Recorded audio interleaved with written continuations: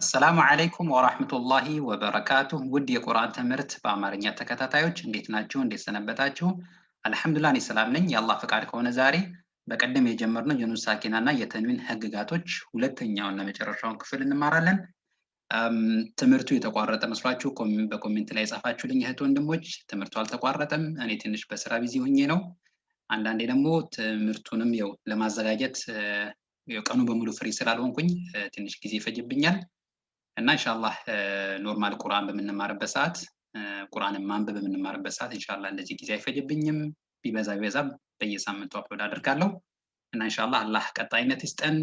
እናንተም ኢንሻአላህ በሰብር ጠብቁ። እና አንዳንዴ እንደዚህ በምቆይበት ሰዓት ኢንሻአላህ ቀጥታ ወደ ትምህርቱ ገባለሁ። በክፍል አንድ የተማርናቸው ነጥቦችን ትንሽ ለማስታወስ ሞክራለሁ። በክፍል አንድ ስለ ኑን ሳኪና እና ተንዊን ተምረን ነበረ። ኑን ሳኪና ምን ማለት ነው? ተንዊን ምን ማለት ነው? በቁርአን ምልክታቸው ምን ይመስላል? ልዩነታቸው ምንድነው? እና ስናቆም በእነሱ ላይ ለማቆም ስንፈልግ እንዴት ነው የምናቆመው ብለን ነበረ። እና እነዚህን የኑን ሳኪና የመጀመሪያውን ክፍል ያልተከታተላችሁ እህት ወንድሞች ካላችሁ፣ ለዚህ ቻናል አዲስም የሆናችሁ ካላችሁ፣ ወይም ደግሞ ያልተረዳችሁ ወይም ደግሞ ቪዲዮን ጨርሳችሁ ያልተከታተላችሁ ካላችሁ ይህን ክፍል ላትረዱ ስለምትችሉ፣ ስለዚህ መጀመሪያ ኑን ሳኪና ምንድነው? ተንዊን ምንድነው? ምክንያቱም ስለ ኑን ሳኪናና ኑን ሳኪና የተንዊን ህግጋቶችን ስንማር መጀመሪያ ኑን ሳኪናና ተንዊን ምን እንደሆነ ካላወቅን ትምህርቱን ላንረዳ ነው። ስለዚህ ተጠቃሚ ለመሆን ያው እነዚህን ግልጽ ክፍል አንድን በደንብ መረዳት ያው ባለፈው ትምህርቱን በዚህ ላይ ታገኛላችሁ። ሜይ 29 ላይ አፕሎድ ያደረኩት ያው ቻናሌ ላይ ታገኛላችሁ። ሌላ ደግሞ ከዚህ በፊት የተማርነው ለዛሬ ትምህርት ይጠቅመናል ብዬ ያሰብኩት ምንድነው ጉና፣ ስለ ጉና የተማርንበት አንድ ቪዲዮ ነበረ ከዚህ በፊት የተማርነው። ጉና ምን ማለት ነው? እሱ ብቻ ሳይሆን እሱ ላይ በዛ ቪዲዮ ላይ የተማርነው ትምህርት ነው። ጉናም አለበት ማለት ነው። ጉና ምን ማለት እንደሆነ፣ መውጫው ከየት ነው፣ ሐረካ ምን ማለት ነው፣ ማለትም አንድን ለምሳሌ ቃል ስናነበው ሁለት ሐረካ እንቆይበታለን፣ እንስበዋለን። ይሄ መድ አራት ሐረካ ነው የሚሳበው ስንል ምን ማለት እንደሆነ ተምረን ነበረ። ጉናን ስናወጣ በጉና ወይም ደግሞ በጉና ስናነብ ስንት ሐረካ እንቆያለን የሚሉን ተምረን ነበረ። የተጨማሪ ነው ግን በጣም አስፈላጊ እንደ መጀመሪያው ክፍል እንደመረዳት አይደለም። ግን የበለጠ ለመረዳት ደግሞ ይሄን ነጥብ ጉና ምን እንደሆነ ከዚህ በፊት ሰምታችሁ ማታውቁት ከሆነ ይሄን ቪዲዮ በተከታተሉ ጥሩ ነው። ይሄን ደግሞ የምታገኙት ኖቬምበር 9 ላይ አፕሎድ ያደረኩት ቻናል ላይ ታገኙታላችሁ፣ በዚህ ምስል ምናምን። እሺ ከትምህርቱ ተጠቃሚ ለመሆን እነዚህ ነጥቦች ብትጠብቁ ጥሩ ነው። ያው አንብቧቸው ኢንሻአላህ። የመጀመሪያውን ክፍል መረዳት ድምጽን ብቻ ማዳመጥ ሳይሆን ቪዲዮቹን እያቆማችሁ ጽሁፎችን ማንበብ፣ የቁርአን አንቀጾች እንደዚህ ነው፣ የቁርአን አያቶች ቃላቶች እንደዚህ ነው የሚነበቡ ስል እናንተም አቆማችሁ ቪዲዮን እናንተም በተቻላችሁ መጠን እንደዛ ለማንበብ መጣር መሞከር። ያው ብዙ ጊዜ ቁርአን ስንማር መሆን የነበረበት ሼኹ ፊት ለፊት ሆናችሁ እያዳመጣችሁ መቅራት ነው። ከዛ ያስተካክላችኋል። ግን በአሁን ሰዓት በሶሻል ሚዲያ ብዙ ነገር ትምህርት በሶሻል ሚዲያ ሆኗል። ቁርአኑ እንደዛ ሆኗል። በዩቲዩብ፣ በቴሌግራም፣ በዋትሳፕ ስለሆነ ይሄ ደግሞ በጣም ከባድ ነው። ግን ቢያንስ ሼኹ የሚያስተምራችሁን ወይም ኡስታዙ የሚያስተምራችሁን እያቆማችሁ እናንተም መድገም፣ ዝም ብሎ ማዳመጥ መሆን የለበትም። እሺ ሌላ ደግሞ የዛሬውን ትምህርት ክፍል 2 እና የባለፈውንም ክፍል በፒዲኤፍ መልኩ ዳውንሎድ አድርጋችሁ በሞባይላችሁ ምንም በኮምፒውተር ለማንበብ የምትፈልጉ ከሆነ ኢንሻአላህ ሊረዳችሁ ስለሚችል ዲስክሪፕሽን ላይ ታገኙታላችሁ። ሊንኩን እየከፍታችሁ ዳውንሎድ ማድረግ ነው ኢንሻአላህ እና አፕሎድ አደርገዋለሁ። እሺ እና በክፍል 1 ኑን ሳኪናና ተንዊን 4 ህግጋቶች እንዳላቸው ተመረናል። ግን ያው አልዘረዘርናቸውም፣ ግን 4 ህግጋት አላቸው። እነሱም ኢዝሃር፣ ኢድጋም፣ ኢቅላብ እና ኢኽፋ ናቸው ብለን ነበረ፣ ግን አልዘረዘርናቸውም። ዛሬ ደግሞ የዛሬው ትምህርት ይሆናል እያንዳንዱን መረዳት ይሆናል ማለት ነው። እሺ የመጀመሪያው ክፍል ኢዝሃር ነው። ስናነበው እዚህ ጋር ኢዝሃር ናት፣ ኢዝሃር ነው የምንለው። በአማርኛው ዛ ስለሌለች ነው እንደዚህ የተጻፈችው። እሺ ስለዚህ ኢዝሃር ምን ማለት ነው? ቋንቋዊ ትርጉሙ ግልጽ ማድረግ ማለት ነው። ማለትም ይሄን ቋንቋዊ ትርጉም ማለት አረቦችም እችን ቃል ይጠቀማሉ። ኖርማል በየቀኑ ሲናገሩ ግልጽ ማድረግን ለመግለጽ ሲፈልጉ በአረብኛ ኢዝሃርን ይጠቀማሉ። ስለዚህ ቋንቋዊ ትርጉሙ ነው። ግን በተጅዊድ ህግ ግን የአረብኛ ፊደሎችን ከመውጫቸው ማለትም ከመውጫቸው ያለ ተጨማሪ ጉና ግልጽ አድርጎ ማንበብ። እዚህ ጋር ጉና ተጠቀምኩኝ። ስለዚህ ጉና ምን እንደሆነ መጀመሪያ ከዚህ በፊት በተማርነው ትምህርት መረዳት አለባችሁ ማለት ነው። ለዛ ነው ቅድም ብትከታተሉት ለእናንተ ጠቃሚ ነው ያልኩት። እና ከመውጫቸው ማለት እያንዳንዱ የአረበኛ 29 ፊደል መውጫ አላቸው። ከጎሮሮ፣ ከምላስ፣ ከንፈር እንደዚህ ያለና እያንዳንዱ ፊደል መውጫ አለው። ስለዚህ ከመውጫቸው ያለ ተጨማሪ ጉና፣ ያለ ተጨማሪ ጉና ማለት ለምሳሌ ከዚህ በፊት ቅድም ስለ ጉና የተማርንበት ቪዲዮ ቅድም ሰጥቻችሁ ነበረ፣ ምስሉን ለቅቄ ነበረ፣ አሳይቻችሁ ነበር። እና እዛ ላይ የተማርነው ምንድነው ሚም እና ኑን ያለ በተፈጥሮ ጉና አላቸው። ለምሳሌ አፍንጫችን ዘግተን ሚምን መሙ ወይም ደግሞ ሚ ወይም ደግሞ ነኑኒ እንብል ብንል አንችልም። አፍንጫችን ለምሳሌ እስኪ እንሞክር፣ እናንተ ሞክሩ። ኖ አንችልም። ግን አፍንጫችን ዘግተን ጳ እንብል ብንል ችግር የለም። ጳ አፍንጫችን ዘግተን እንችላለን። ነገር ግን ሚም እና ኑን ግን አንችልም። ለምን? በተፈጥሮ የራሳቸው በቃ ክፍል ነው፣ ጉና አላቸው ሁሌ። ኑንን ጉና ሚም እና ኑንን አይለይም። ስለዚህ ያ የተፈጥሮ ነው። እሱ ሳይሆን ያለ ተጨማሪ ጉና ማለት ዝም ብሎ ለምሳሌ ሚም ላይ ዝም ብሎ መቆየት ወይ ደግሞ ን ብሎ መቆየት ተጨማሪ ጉና ይባላል፣ የተፈጥሮ። ስለዚህ ያለ ተጨማሪ ጉና ግልጽ ማለት ለምሳሌ ም ካልኩኝ በቃ ተጨማሪ ጉና የለውም። ን ካልኩኝ ተጨማሪ ጉና የለውም፣ የተፈጥሮ ነው። በቃ እሱ እናነባ ነብልም እንደዛ። ስለዚህ አንድን ፊደል ከመውጫው ያለ ተጨማሪ ጉና ግልጽ አድርጎ ስናነበው ምን ይባላል? ሳንጨፈልቀው ሳንሸሽገው ግልጽ አድርገን ስናነበው ምን ይባላል? ኢዝሃር ይባላል። ይሄ ግን አጠቃላይ ትርጉሙ ነው። ነገር ግን በኑን ሳኪናና ተንዊን ህጋቶች ኢዝሃርና ዛሬ የምንማረው ነው።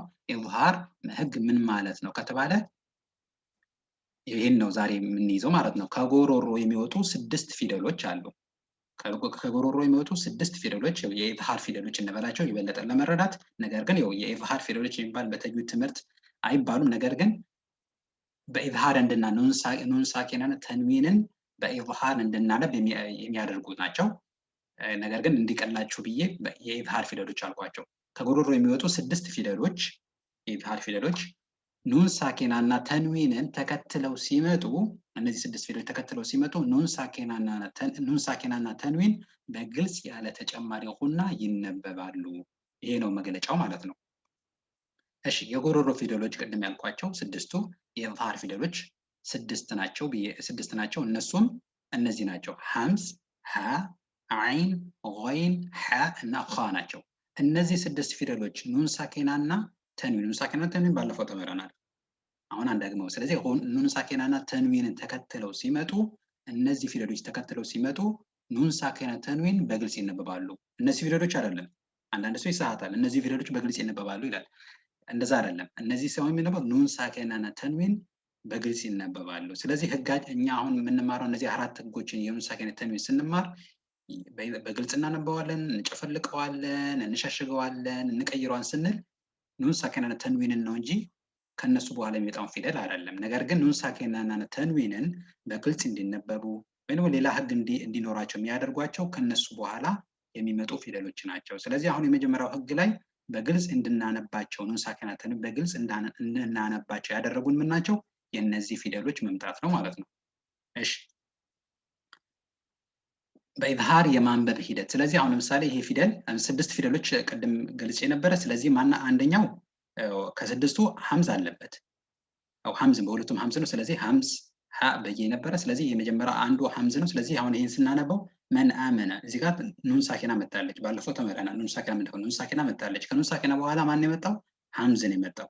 ስለዚህ የኢዝሃር ህግን ኑንን በኢዝሃር ማንበብ አለብን። ከፋሪን አፊም፣ እዚህ ጋር ተንዊን መጥቷል። ተንዊን ምን እንደሆነ ባለፈው ተመረናል። ለምን እንዴት ተጻፈ? እንደዛው። ስለዚህ እንደዚህ ተመራና ይሄኛው ኑን ተንዊን ይባላል። ተንዊን በከስራ ነው። አሁን ተንዊን በ3 አይነት ይመጣል። በከስራ ነው የሆነ መጣ ተንዊኑ። ከተንዊን በኋላ ምን መጣ? ሐምዝ መጣ። ስለዚህ አሁንም ተንዊኑ በምን ይነበባል? በኢዝሃር በግልጽ ይነበባል ማለት ነው። ግን እንዴት ነው የምናነበው ሲባል ያው እነዚህ ናቸው። ኑን ሳኪና ማለት እቺ ናት። አሁን ደግሞ ሁለት ከስራዎች አሉ። የመጀመሪያው ከስራ የፊደሉን ሐረካን ያመለክታል ብለን ተምረን ነበር ባለፈው።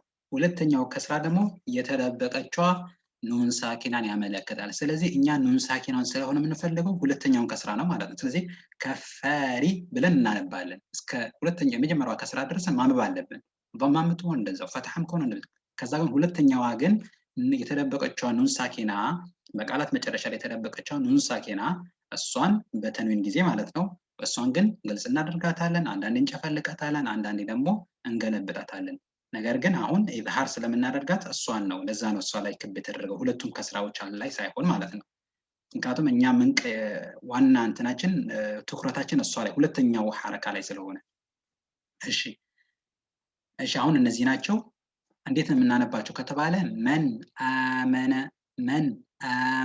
ኑን ን በግልጽ ትነበባለች ማለት ነው። ያ ነው ግልጽ ማድረግ። ኢዝሃር ማለት ግልጽ ማድረግ የተባለው ለዛ ነው። ግልጽ እናደርጋታለን። ማንን ነው ግልጽ የምናደርገው? ሐምዝን ሳይሆን ኑን ሳኪናን። እዚህ ጋም ሐምዝን ሳይሆን ተንዊንን በግልጽ እናነባለን። ከፈሪን አፊም እዚህ ጋር አፊም ነው አሲም የተጻፈው በአማርኛ ስለሌለ ነው። ከፈሪን አፊም። ስለዚህ ኑን ሳኪናን ተንዊን ስናየው የተደበቀችው ኑን ሳኪና አለች ተንዊን ውስጥ ላይ። ስለዚህ እቺም ን ተብላ ትነበባለች፣ እቺኛዋም ን ተደርጋ ትነበባለች። ከፈሪን አፊም። ከፈሪ የሚለው እስከ መጀመሪያው ከስራ ድረስ ነው። ከፈሪ። ሁለተኛው ከስራ ላይ ግን ን ትመጣለች ማለት ነው። ከፈሪን አፊም ይሆናል ማለት። ስለዚህ ከፈሪን አፊም። እሺ ስለዚህ ማንበብ ምን ይሆናል? ይቀላል ነው። ከዚህ በፊትም የተማርነው ነው፣ ግን ኢዝሃር እንደሆነ ካልገለጽ ነው ነበር። ነገር ግን ተመረናል። እንደዚህ ሱኩን በሚመጣበት ሰዓት እንደዚህ ሁለቱ እንደዚህ በሚጻፍበት ሰዓት ግልጽ አድርገን እናነብን የሚል ድምጽ ይመጣል ብለን ነበር። ነገር ግን አሁን ኢዝሃር እንደሆነ እንደዛም ደግሞ ለምንድን ነው የሆነው? ለምንድን ነው እነዚህ እኩል የተጻፉት? ለምንድን ነው እዚህ ጋር ኑን ላይ እዚህ ጋር የሱኩን ምልክት ጨረቃ የምትመስል ምልክት ለምን የተደረገ? ለምንድን ነው የተባለው? ለምንድን ነው ከነሱ በኋላ የኢዝሃር ፊደሎች ወይም ደግሞ የጉሮሮ ፊደሎች እነዚህ ስድስቱ ስለመጡ ናቸው። አንዱ ሐምዝ ነው፣ ከዛ ሀ ነው፣ ከዛ አይን ነው፣ ከዛ ገይን ነው፣ ከዛ ሀ ነው። እነዚህ ማለት ስድስቱ ሲመጡ ኑን ሳኪና ላይ እንደዚህ ምልክት እናያለን። ተንዊኖቹ ደግሞ እኩል እንደዚህ ሲጻፉ እናያለን ማለት ነው። ስለዚህ ኢዝሃር ነው የሚባለው ትክክለኛ ሆኖ። እሺ የኢዝሃር ምሳሌዎች በቁርአን። ስለዚህ እነዚህ የኢዝሃር ፊደሎች ናቸው። እነዚህ ደግሞ በኑን ሳኪና ምሳሌ፣ እዚህ ጋር በተንዊን ምሳሌ ነው። ስለዚህ እዚህ ጋር የምናነበው ን ድምጽ ይኖረናል፣ እዚህ ጋር ን ድምጽ ይኖረናል። መን አመነ። እሺ ሚን ሃድ አንዓምተ ፈሰዩንጊዱነ ወንሐር ሚን ኸይር። እሺ በተንዊን ደግሞ ከፋሪን አፊም ቀውሚን ሃድ። እያቆምን ነው እዚህ ጋር ማቆሚያ ስለሆነ ሃድ በስኩን እናቆማለን። ከፍ ሰሚ እዚህ ጋር ይሄም ባለፈው ትምህርት ተምረናል። ከስራ ሲሆን እንዴት እንደምናቆም ተንዊን መጥቶ መጨረሻ ላይ ስናቆም እንዴት እንደሚሆን ተምረናል። እሺ ሰሚዑን ዓሊም በማ ሲሆን እንደዚህ ምልክት እናያለን። ሰሚዑን ዓሊም። አሁንም ይሄ ሁሉ ለምንድን ነው እንደዚህ ያደረግናቸው? ከኑን ሳኪና በኋላ እዚህ ጋር ሐምዝ መጣ። ከዚህ ጋርም ከተንዊን በኋላ ሐምዝ መጣ። ከኑን ሳኪና በኋላ ሀ መጣ። ከተንዊን በኋላ ሀ መጣ። እንደዛ ነው ማለት። ለዛ ነው እነዚህ በእንደዚህም የተጻፉት እና በኑን ሳኪና እና ተንዊኑ በግልጽ ይነበባል ማለት ነው። እሺ ቀውሚን ሃድ ሰሚዑን ዓሊም ማአን ገደቃ እንደዚህ። ስለዚህ ን ድምጽ ይኖራል በሁሉም ላይ። ዓሊሙን ሐኪም ከረቱን ኻሲረህ እንደዛ። ስለዚህ በግልጽ ን ድምጽ ትኖራለች። እሺ የኢዝሃር ህግ ምልክት በቁርአን ውስጥ ምን ይመስላል ከተባለ ኑን ሳኪና ላይ በኑን ሳኪና ጊዜ እቺ አይነት ምልክት እናያለን፣ ይጻፋል። በተንዊንስ ከተባለ ሁለቱ ሐረካዎች በተንዊን ሁለት የሐረካዎች መደጋገም ነው ብለን ነበረ። ምልክቱ ማለት ነው በቁርአን ውስጥ ሁለቱ ሐረካዎች ትይዩ ሆነው አጠገብ ለአጠገብ ይጻፋሉ። ማለትም እንደዚህ ኑን ሳኪና እንደዚህ ትጻፋለች። ይሄ ምልክቱ ነው በቁርአን። ነገር ግን እንደዚህ መጻፉ ብቻ ሳይሆን ኑን ሳኪና መጥቶ ተንዊን መጥቶ ከሱ በኋላ የመጣው እነዚህ ስድስቱ ፊደሎች ሲመጡ ኑን ሳኪና እና ተንዊን በግልጽ ይነበባሉ ነው ትክክለኛው እንትኑ መያዝ ያለብን። ነገር ግን ለኛ እንዲቀል ተብሎ ደግሞ እነዚህ ምልክቶች ተጻፉልን ማለት ነው። በኢዝሃር ጊዜ ኑን ሳኪና በእንደዚህ ትጻፋለች፣ ተንዊኖች ደግሞ በእንደዚህ ይጻፋሉ። ቶማ በእንደዚህ ይጻፋል፣ ፈትሐ ሁለት እንደዚህ ይጻፋል፣ ተንዊን በፈትሐ እንደዚህ ይጻፋል፣ ተንዊን በከስራ እንደዚህ ይጻፋል፣ ወይም ደግሞ ተንዊን በضማ። እሺ ሌሎቹ ምሳሌዎች እዚህ ጋር ታገኛላችሁ። ለተረከቡነ ጠበቀን አን ጠበቅ። ይሄን አልተማርንም። ይሄኛው ነው አሁን መያዝ ያለብን። ይሄኛው ሌላ ህግ ነው። እሺ እዚህ ጋር ኢዝሃር ቢሆን ኖሮ እንደዚህ ምልክት ይጻፈልን ነበር። ነገር ግን ሌላ ደግሞ ከኑን ሳኪና በኋላ የመጣው እዚህ ጋር ጠዋ ነው እንጂ ከአሁን ቀደም ካየነው ስድስቱ ፊደል አይደለም። ለዛ ነው ይሄ ኢዝሃር የማይሆነው። ምልክቱም ደግሞ ከላይ እንደዚህ የሱኩን ምልክት ያልተጻፈበት ማለት ነው። እሱን እንማራለን ኢንሻአላህ። ከኑን ሳኪና ጣ ሲመጣ እንዴት እንደሚነበብ እናያለን። ለተረከቡነ ጠበቀን ዐን ጠበቅ። እዚህ ጋር ፈለሁም አጅሩን፣ እዚህ ጋር ያው መጣ። እዚህ ጋር አጅሩን ለምን ከተንዊን በኋላ ተንዊን በዶማ መጥቶ ከሱ በኋላ ገይን ስለመጣ ገይን ደግሞ የኢዝሃር ፊደል ስለሆነ ማለት በኑን ሳኪናና ተንዊን ህግ። እሺ ፈለሁም አጅሩን ገይሩ መምኑን። እሺ ወአመነሁም ሚን ኸውፍ። አሁንም ህጋችን እዚህ ጋር ነው፣ እዚህ ጋር ሳይሆን እዚህ ጋር ነው። ሚን ብሎ ከዛ ከኑን ሳኪና በኋላ ማን መጣ? ኸ መጣ። ኸ ደግሞ ምንድነው? በቅድም እንዳየነው ከስድስቱ ፊደል አንዱ ነው። ስለዚህ በኑን ሳኪናዋ በግልጽ ትነበባለች። እኛም ደግሞ የበለጠ በግልጽ እንዳንሳሳት ተብሎ ደግሞ ይሄ ምልክት ተጻፈልን በቁርአን ላይ። ይሄ ምልክት እናያለን ኢዝሃር በሚሆንበት ሰዓት ማለት ነው። እሺ ወአመነሁም ሚን ኸውፍ። እሺ ፈበሽርሁም ቢዐዛቢን አሊም። አሁንም ህጋችን እዚህ ጋር ሳይሆን እዚህ ጋር ነው ማየት ያለብን። ያው ቢዐዛቢን አሊም። እሺ ይሄን ይመስላል። አሁን ሁለተኛውን ህግ ያው ኑን ሳኪና ኢድጋሙ ግልጽ ነው፣ አይከብድም። አሁን ደግሞ ኢድጋሙን ኢንሻአላህ ትንሽ እሱ ከበድ ይላል፣ ነገር ግን ከተረዳችሁት አይከብድም። እሺ ኢድጋም ስናነበው ኢድጋም ይሆናል። ኢድጋም እዚህ ጋር ጋ ነው የተጻፈው በአማርኛ፣ ነገር ግን ገይን ነው። ኢድጋም ኢድጋም ሳይሆን ኢድጋም ነው የምንለው። እሺ ኢድጋም ምን ማለት ነው? መጀመሪያ አሁን እነዚህ አያቶችን እነዚህን ቃላቶችን ጽፌያለሁ። የቁርአን ቃላቶች ናቸው። አለም ነኽሉቅኩም ወይዛው ሚን ለዱንሁ ነው፣ አለም ነጅዐለ ለሁ ነው፣ እንደዚህ ነው። ስለዚህ ኢድጋም እንደሆነ እንማራለን። እንዴት እነዚህንም እንዴት ማንበብ እንዳለብን እናያለን ኢንሻአላህ። እሺ ቋንቋዊ ትርጉሙ አንድን ነገር በሌላ ነገር ውስጥ ማስገባት መጨፍለቅ ማለት ነው። ይሄ ቋንቋዊ ትርጉም ነው። አንድ አረቦች ኢድጋም የሚለውን ቃል ከተጠቀሙ ይሄን የቋንቋዊ ትርጉምን ለመግለጽ ነው ማለት ነው።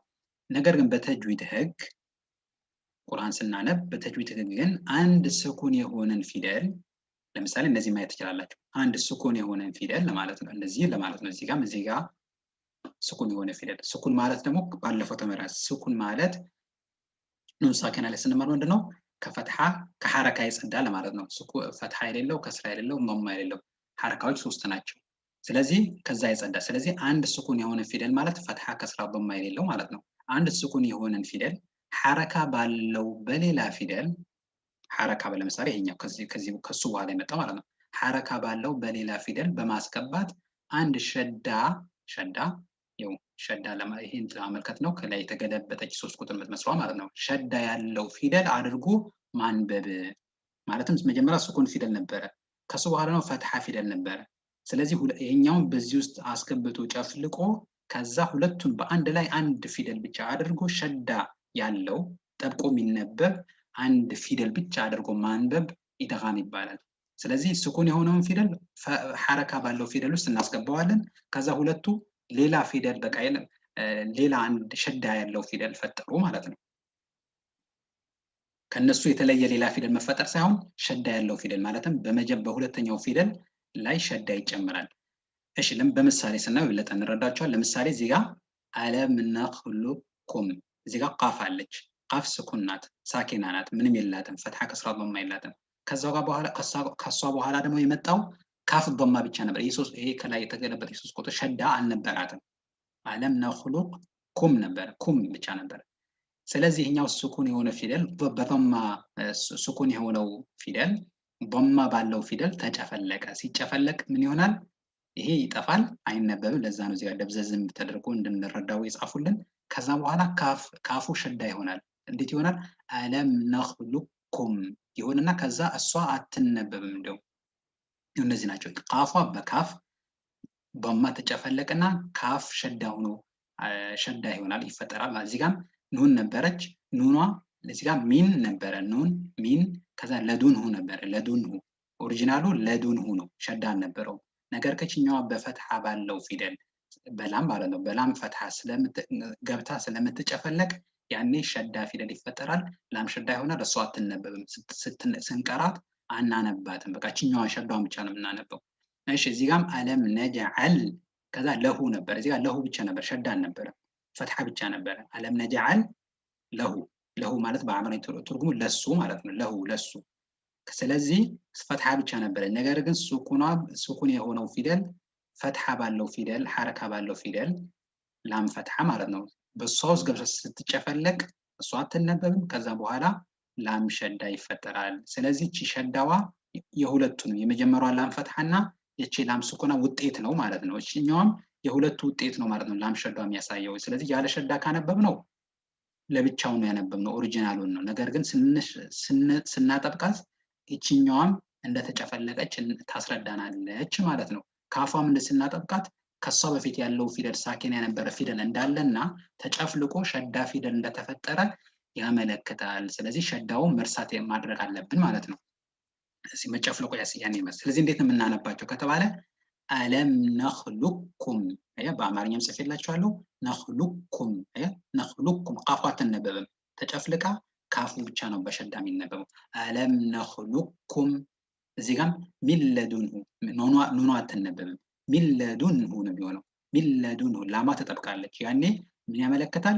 ላም ፈትሐ ነበረ፣ እዚህ ጋር ኑን ሱኩን ነበረ ተጨፍልቆ ኑኗ በፈትሐ ባለው ፊደል ተጨፍልቆ ላም ሸዳ ተፈጠረ ማለት ነው። ሚለዱንሁ እንደዚህ ነው የምናነበው። አለም ነጅዐል ለሁ ዐይነይን እዚህ ጋርም ሱረቱል በለድ ላይ ላኡቅሲሙ ቢሃዘል በለድ ላይ ተምረን ነበረ። በአማርኛም ጽፌላችሁ ነበር። እንደዚህ ነበር የጻፍኩላችሁ። ያኔ ግን ህጉን አልተማርንም። አሁን ግን ያው ኢድጋም ይባላል ማለት ነው። ስኩን የሆነ ፊደል በፈትሐ ባለው ፊደል ተጨፍልቁ ከዛ ሸዳ መፈጠር ኢድጋም ይባላል። አለም ነጅዐል ለሁ ዐይነይን ልጨፍልቀናቸው አንድ አድርገን ሸዳ አድርገን እናነባቸዋለን። አለም ነጅዐል ለሁ ዐይነይን። ስለዚህ ሁለት ላም አናነብም። አለም ነጅዐል ለሁ አንልም።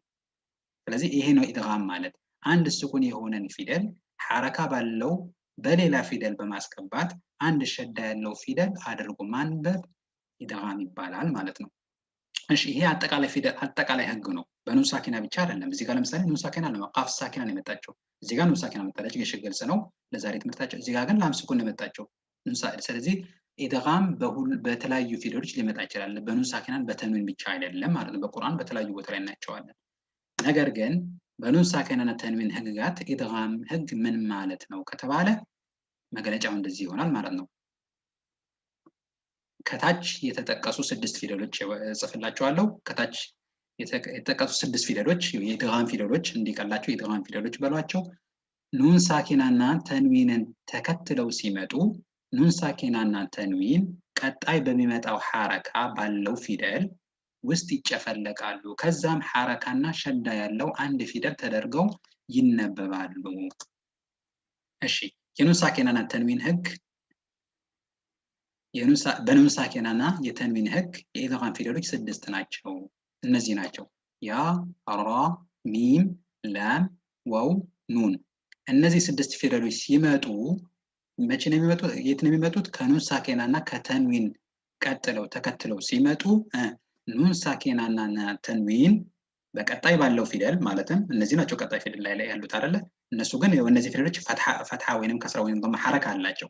ስለዚህ ኑን ሳኪናና ተንዊን በእነዚህ ሐረካ ባላቸው ፊደሎች ይጨፈለቁና ይገቡና ይጨፈለቃሉ። ከዛም እነዚህ ፊደሎችና ኑንን ሳኪን ተጨፍልቆ ሸዳ ያለው ፊደል ተደርጎ ይነበባል ማለት ነው። ይሄ ነው በቃ እንትኑ መግለጫው። እነዚህ ፊደሎች እንዴት ነው ማስታወስ የምንችለው ከተባለ የተጅዊድ ምሁራን አንድ ቃል ሰጥተውናል። የርሙሉነ በሚለው ቃል ማስታወስ እንችላለን። ከዚህ በፊት የቀልቀላ ፊደሎች እንዴት ነው ማስታወስ የምንችለው ብለን ቁጥቡ ጀድ ብለን ነበረ። ሁሌ የሚወፍሩ ፊደሎች ደግሞ ሑሩፉል ኢስቲዕላ ስንማር ደግሞ ሁሌ የሚወፍሩ ፊደሎች ለማስታወስ ደግሞ ኹሳ ضغطን ቂብ በሚለው ማስታወስ እንችላለን ብለን ነበረ።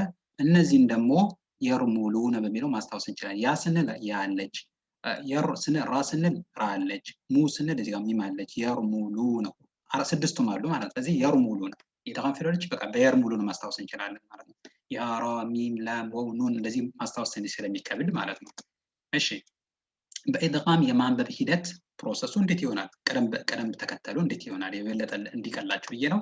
ለምሳሌ መጀመሪያ ያው እነዚህ በኢድጋም ነው። እዚህ ጋር ኑን ሳኪናና ተንዊን ምን ህግ ነው ያላቸው ከተባለ ኢድጋም ነው። ለምን ከተባለ ከኑን ሳኪና በኋላ የመጣው ያ ነው። ያ ደግሞ ቅድም አሁን ከዚህ በፊት ያሳየኋችሁ ከ6ቱ ፊደሎች አንዱ ነው። የርሙሉ ነው የሚለው ያ አለች። እቺ ኸይረን የረ ስንልም እዚህ ጋር ኑን ሳኪና እዚህ ጋር ተንዊን መጥቷል። ከተንዊን በኋላ መጣ ያ ነው። ያ ደግሞ ምንድነው የኢድጋም ፊደል ነው። ስለዚህ ኑን ሳኪና ተንዊን በሁለቱም ጊዜ በኢድጋም ነው ቢነበብ፣ በኢዝሃር አይሆንም። በመጀመሪያው ቅድም በተማርነው ኢዝሃር ግልጽ አድርጎ ማንበብን አይሆንም። ስለዚህ ፈመን ያዕመል አንልም፣ ኸይራን የራ አንልም። የግድ ተጨፍልቆ አንድ ተደርገው ሸዳ ተደርገው ጠብቀው መነበብ አለባቸው። ኢድጋም እንደዚያ ነው። እሺ መጀመሪያ ምንድን የምናደርገው ከኑን ሳኪና እና ተንዊን ቀጥሎ የኢድጋም ፊደል መምጣት አለበት፣ ስድስቱ ማለት ነው። ይሄ ግልጽ ነው። ከዛ በኋላ ኑን ሳኪና እና ተንዊን በቀጣይ ፊደል ውስጥ በማስገባት ጨፍልቆ ማንበብ።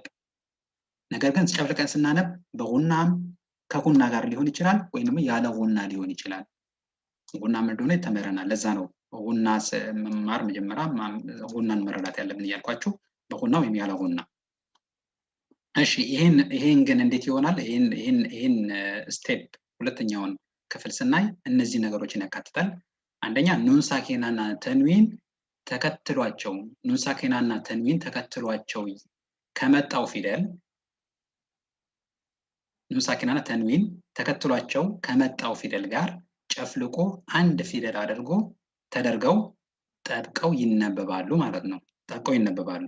አጠቃላይ ማለት ኑን ሳኪና ለምሳሌ እዚህ ጋር ኑን አለች፣ ያ አለች፣ ይጨፈለቃሉ። ተጠብቆ ያ ሸዳ ሆኖ ይመጣል ማለት ነው። ያ አሁን ኑን ሳኪና ስለምትጨፈለቅ ትጠፋለች። ከዛ ግን ያ ሸዳ ትሆናለች ማለት ነው። ከዛስ ሌላ ደግሞ ምንድነው ኑን ሳኪናና ተንዊንን ተከትሎ የመጣው የኢድጋም ፊደል ከስድስቱ የኢድጋም ፊደል ላምና ራ ካልሆኑ ኑን ሳኪናና ተንዊን በጉና ይነበባሉ። ላምና ራ የርሙሉነ ስንል ያ ራም አለች፣ የርሙሉነ ላምም አለች። ስለዚህ የኢድጋም ፊደሎች ላምና ራ አሉበት። እነዛ መሆን የለበትም። ስለዚህ ከነዚህ ከሁለቱ የተቀረማ ናቸው፣ አራት ናቸው ማለት ነው። ያ ወው ከዛስ ኑን የርሙሉነ ሚም፣ እነዚህ አራቱ ሲመጡ በጉና ይነበባሉ። ኑን ሳኪናና ተንዊን ጉና ይሰጣታል። ነገር ግን እነዚህ ራምና ላ ከሆኑ ግን ያለ ጉና ይነበባሉ። ጉናው ብቻ ይቀራል። ነገር ግን ተጨፍልቆ ሸዳ ተደርጎ ይነበባሉ። ጉናው ብቻ ይቀራል። እሺ በምሳሌ እናያለን ኢንሻአላህ። እሺ አሁን እነዚህን እንዴት ማንበብ እንዳለብን እናያለን። ፈመን ያዕመል፣ አሁን እዚህ ጋር ፈመን ያዕመል የሚል ፊደል መጥቷል። ህጉ ምንድነው? ኢድጋም ነው። ለምን ኑን ሳኪና መጥቷል። ከኑን ሳኪና በኋላ መጣ ያ ነው። ያ ደግሞ የኢድጋም ፊደል ነው፣ ከስድስቱ አንዱ ነው። እሺ ስለዚህ እነዚህን መጨፍለቅ አሁን ህጋችን እዚህ ጋር ነው። ኑኑ ነው ለብቻ አይደለም። በኢዝሃር ጊዜ ኑኗ ለብቻ ነበር። አሁን ግን እሷና ከሷ ቀጥሎ ያለውን ፊደል ነው ትኩረታችን። ሁለቱም ላይ ነው የሚሆነው ስለምንጨፈልቃቸው። እሺ የመጀመሪያው ስቴፕ ምንድነው? የመጀመሪያ የምናደርገው ምንድነው? ኑን ሳኪናን አሁን ይሄንን ነው። ኑን ሳኪናን በያ ውስጥ አስገብተን እንጨፈልቃታለን። ማለትም ኑን ሳኪናን በያ ፈትሃ፣ ያ ፈትሃ መጣለች። ስለዚህ ስኩን የሆነን ፊደል የፈትሃ ባለው ሐረካ ባለው ፊደል አስገብቶ መጨፍለቅ ነው የመጀመሪያው ስቴፕ። እንጨፈልቃታለን። ስለዚህ እንደዛ ስናደርጋት ምን ይፈጠራል?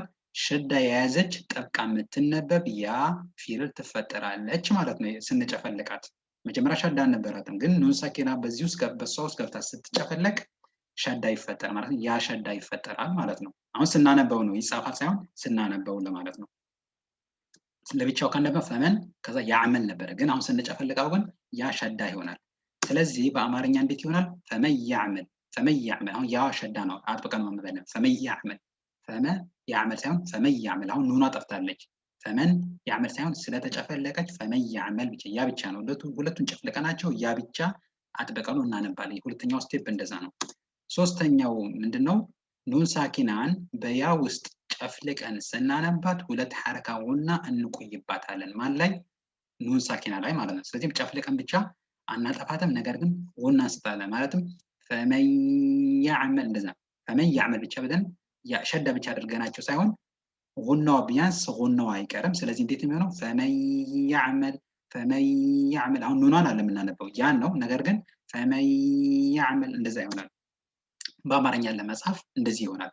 ፈመን ያዕመል። አሁን ለያየታቸው ይይ ማለት የለባቸው። ፈመን ያዕመል ሁለት ሐረካ ያክል ስለምንቆይበት ነው፣ ለማሳየት ነው።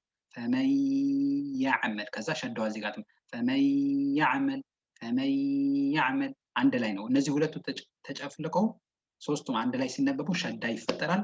ነገር ግን የመጀመሪያው የሚለው ያው ጉና እንዳለን ለማሳየት ነው። ያቺም ኑን ሳኪና ናት። ንባብ ላይ ጠፍታለች፣ ነገር ጉናዋ አለ ማለት ነው። ፈመን ያዕመል እንደዛ ነው። ስለዚህ ፈመን ያዕመል ብቻ ብለን ሸዳ አድርገን ጨፍልቀናቸው ሸዳ ብቻ ሳይሆን የምናደርገው እነዚህ 4 ፊደል ናቸው። እነዛ ማን ናቸው? ሚም፣ ኑን፣ ዋው እና የርሙሉነ ከራና ከላም ውጪ ሲሆን እስከ ጉናም ይሰጣታል ማለት ለኑን ሳኪና ለተንዊን። ነገር ግን ላምና ራ ከሆኑ ከኑን ሳኪናና ከተንዊን በኋላ የመጡት እዚህ ላይ እናቆማለን ማለት ነው። ሸዳ ብቻ አድርገነው خلاص ጉናው ይቀራል። እሺ ስለዚህ እንደዚህ ካነበብ ልክ ነው። ነገር ግን እንደዚህ ካነበብ ልክ አይሆንም። ፈመን ብለን ኑኑን በግልጽ እንደቀደም ይظهر ብለን ፈመን ከዛ ያዕመል ካል ልክ አይሆንም። ኑኑን ቀራናት ማለት ነው። ይሄም ግልጽ አይደለም። ወይም ደግሞ ፈመን ያዕመል ካልን ይሄ ልክ አይደለም። ኑኗን ሸሽገናት ፈመን ያዕመል ይሄም ልክ አይሆንም። ኑኗን እያነበብነው ነው፣ ግን ጨፍለ እንትን ነው ሸሽገናታል። ፈመን ያዕመል ይሄም ልክ አይደለም። ስለዚህ ጨፍልቀን ማንበብ አለብን ማለት ነው። እነዚህ ልክ አይደለም። ፈመን ያዕመል እናንተ ሞክሩት ኢንሻአላህ። እሺ አሁን ደግሞ በተንዊን እስኪ እንይ። አሁንም ተንዊን ኸይራ መጣ፣ ተንዊን መጣ። ከተንዊን በኋላ መጣው ያ ነው። ያ ደግሞ የኢድጋም ፊደል ነው። እሺ እዚህ ጋር ኸይረን ነበረ። ኸይራ ከዛ ን አለች መጨረሻ ላይ ኸይረን። ስለዚህ ኑን ሳኪና አለች ራሱ ሱኩን የሆነች ን ድምጽ አለች እዚህ ላይ ራሱ ኸይረን። ይሄ ደግሞ የተንዊን ማለት እንደዛ ነው። ስለዚህ አሁን ስንጨፈለቅ ማን ነው የሚጨፈለቀው ሲባል ሁለቱም ፈትሐዎች አይደለም፣ ሁለተኛውን ነው። ምክንያቱም ተንዊን ስንል ን ያለው ድምጽ ምንድነው? በሁለተኛው ተንዊን ላይ ሁለት ሐረካዎች አሉ። በተንዊን በፈትሐም ይሁን በከስራም ይሁን በضمም ይሁን ሁለት ሐረካ አለ። ስለዚህ ን ድምጽ ያለው ግን በሁለተኛው ሐረካ ስለሆነ አሁን የምንጨፈልቀው ሁለተኛውን ሐረካ ከሚቀጥለው ነው ማለት ነው። ከሚቀጥለው ፊደል ጋር የምንጨፈል እስከ መጀመሪያው ፈትሐ ድረስ ማንበብ አለብን። ኸይራ ብለን ማንበብ አለብን በግልጽ። ከዛ ግን ሁለተኛውን ግን እንጨፈልቀዋለን። ኸይረን ብለን አናነብም። ኢዝሃር ሲሆን እናነባለን። ኢድጋም ሲሆን ግን እሱን ሁለተኛውን ን ድምጽ ያለበትን እንጨፈልቀዋለን ከሚመጣው ፊደል ማለት ነው። እሺ እንዴት ይሆናል? መጀመሪያ ላይ ተንዊንን አሁን ቀደም በኑን ሳኪና አሁን ነው ተንዊን ማለት ይሄኛው ማለት ነው። ን ድምጽ ያለበት ተንዊን አጠቃላይ ነው፣ ግን ን ድምጽ ያለው በሁለተኛው ሐረካ ሳይሆን፣ ስለዚህ ሁለተኛውን ሐረካ ተንዊንን በያ ውስጥ አስገብተን እንጨፈልቃታለን ማለት ነው። ከጨፈለቅናት በኋላ ሸዳ ያዘች ጠብቃ የምትነበብ ያ ይፈጠራል። እንደቀደሙ ያ ይፈጠራል ማለትም ያ ሸዳ ይፈጠራል ንባብ ላይ ነው፣ እሱም ጽሁፍ ላይ ሳይሆን። ከዛ እንደዛ ከተፈጠረ በኋላ ተንዊንን በያ ውስጥ ጨፍልቀን ስናነባት ሁለት ሐረካ ሆና እንቆይበታለን። ስለዚህ ልክ እንደ ኑን ሳኪና ተንዊንንም እንደዛ ነው ማለት ነው። ስለዚህ እንዴት ይሆናል? ኸይረየረ መጀመሪያ ላይ ኸይረየረ ይሆናል። አሁን ጉና የለውም። ከዛ ደግሞ ጉና ስንሰጠው እንዴት ይሆናል? ኸይረየረ አሁንም ያ ነው የምናነበው። ቀጣዩን ፊደል ነው እንጂ እሷን ን አይደለም፣ ኸይረን አይደለም። ኸይረየረ ብለን ያው የጠበቀ እንደጠበቀች ያመለክታል ማለት ነው። ስለዚህ እንደዚህ ካነበብነው ልክ አይሆንም። ኸይረን ብለን ን ብለን ከዛ የራ ብለን አልጠበቅም። ኸይረን ላይተን ኢዝሃር አድርገን ያነበው የመጀመሪያው ህግ ነው እንደዛ የሚነበበው። ይሄ ግን የመጀመሪያው ህግን መከተል የለብን፣ ምክንያቱም ከተንዊንና ከተንዊኑ በኋላ የመጣው ያ ስለሆነ፣ ያ ደግሞ የኢዝሃር ፊደል አይደለም የኢድጋም ፊደል ነው። ሁለተኛው ደግሞ ኸይረን የረ ማለት ኑናን ሸሽገናት ያው ከዚህ ቀጥሎ የምንማረው ኢኽፋ የሚባለው ነው። እንደዛ ማንበብ ኸይረን ከዛ የራ ስንል አናጠብቀውም። ኸይረን የራ ይሄ ልክ አይደለም። ጨፍልቀን ከዛ ሁለቱን ስንጨፍልቃቸው እየጠበቀ ፊደል ይኖራል ማለት ነው። ስለዚህ የመጀመሪያው ትክክል ነው፣ ሁለቱ ስህተት ነው ማለት ነው። እሺ አሁን ደግሞ የመጨረሻ ደግሞ እስኪ ቀደም ያለ ራና ላም ከመጡ ጉናው ሁሉም ነገር እንከተልና ከዛ ግን የመጨረሻው ስቴፕ የመጨረሻው ሂደት ያ ደግሞ ጉና ይቀራል እንጂ ሌላው አሁንም እዚህ ለምሳሌ እዚህ ጋር ተንዊኑ አሁን ከተንዊኑ በምነው በضማ ነው የመጣው። ቀደም በፈትሐ ነበር። ህጉ ዞሮ አንድ ነው፣ ተንዊን ነው። እዚህ ጋር ኑን አለች። ገፉሩን ስንል ያ ገይን ነው። ገፉሩን ስንል ኑን አለች። ተንዊን ስለሆነ ነ ድምጽ ይኖራል። ገፉሩ ضማ ብቻ ቢሆኑ ገፉሩ ብቻ ነበር ይሆን፣ ግን ሁለት ሲሆኑ ተንዊን ናቸው። ተንዊን ላይ ደግሞ ኑን አለች፣ መጨረሻ ላይ ነ ድምጽ አለች።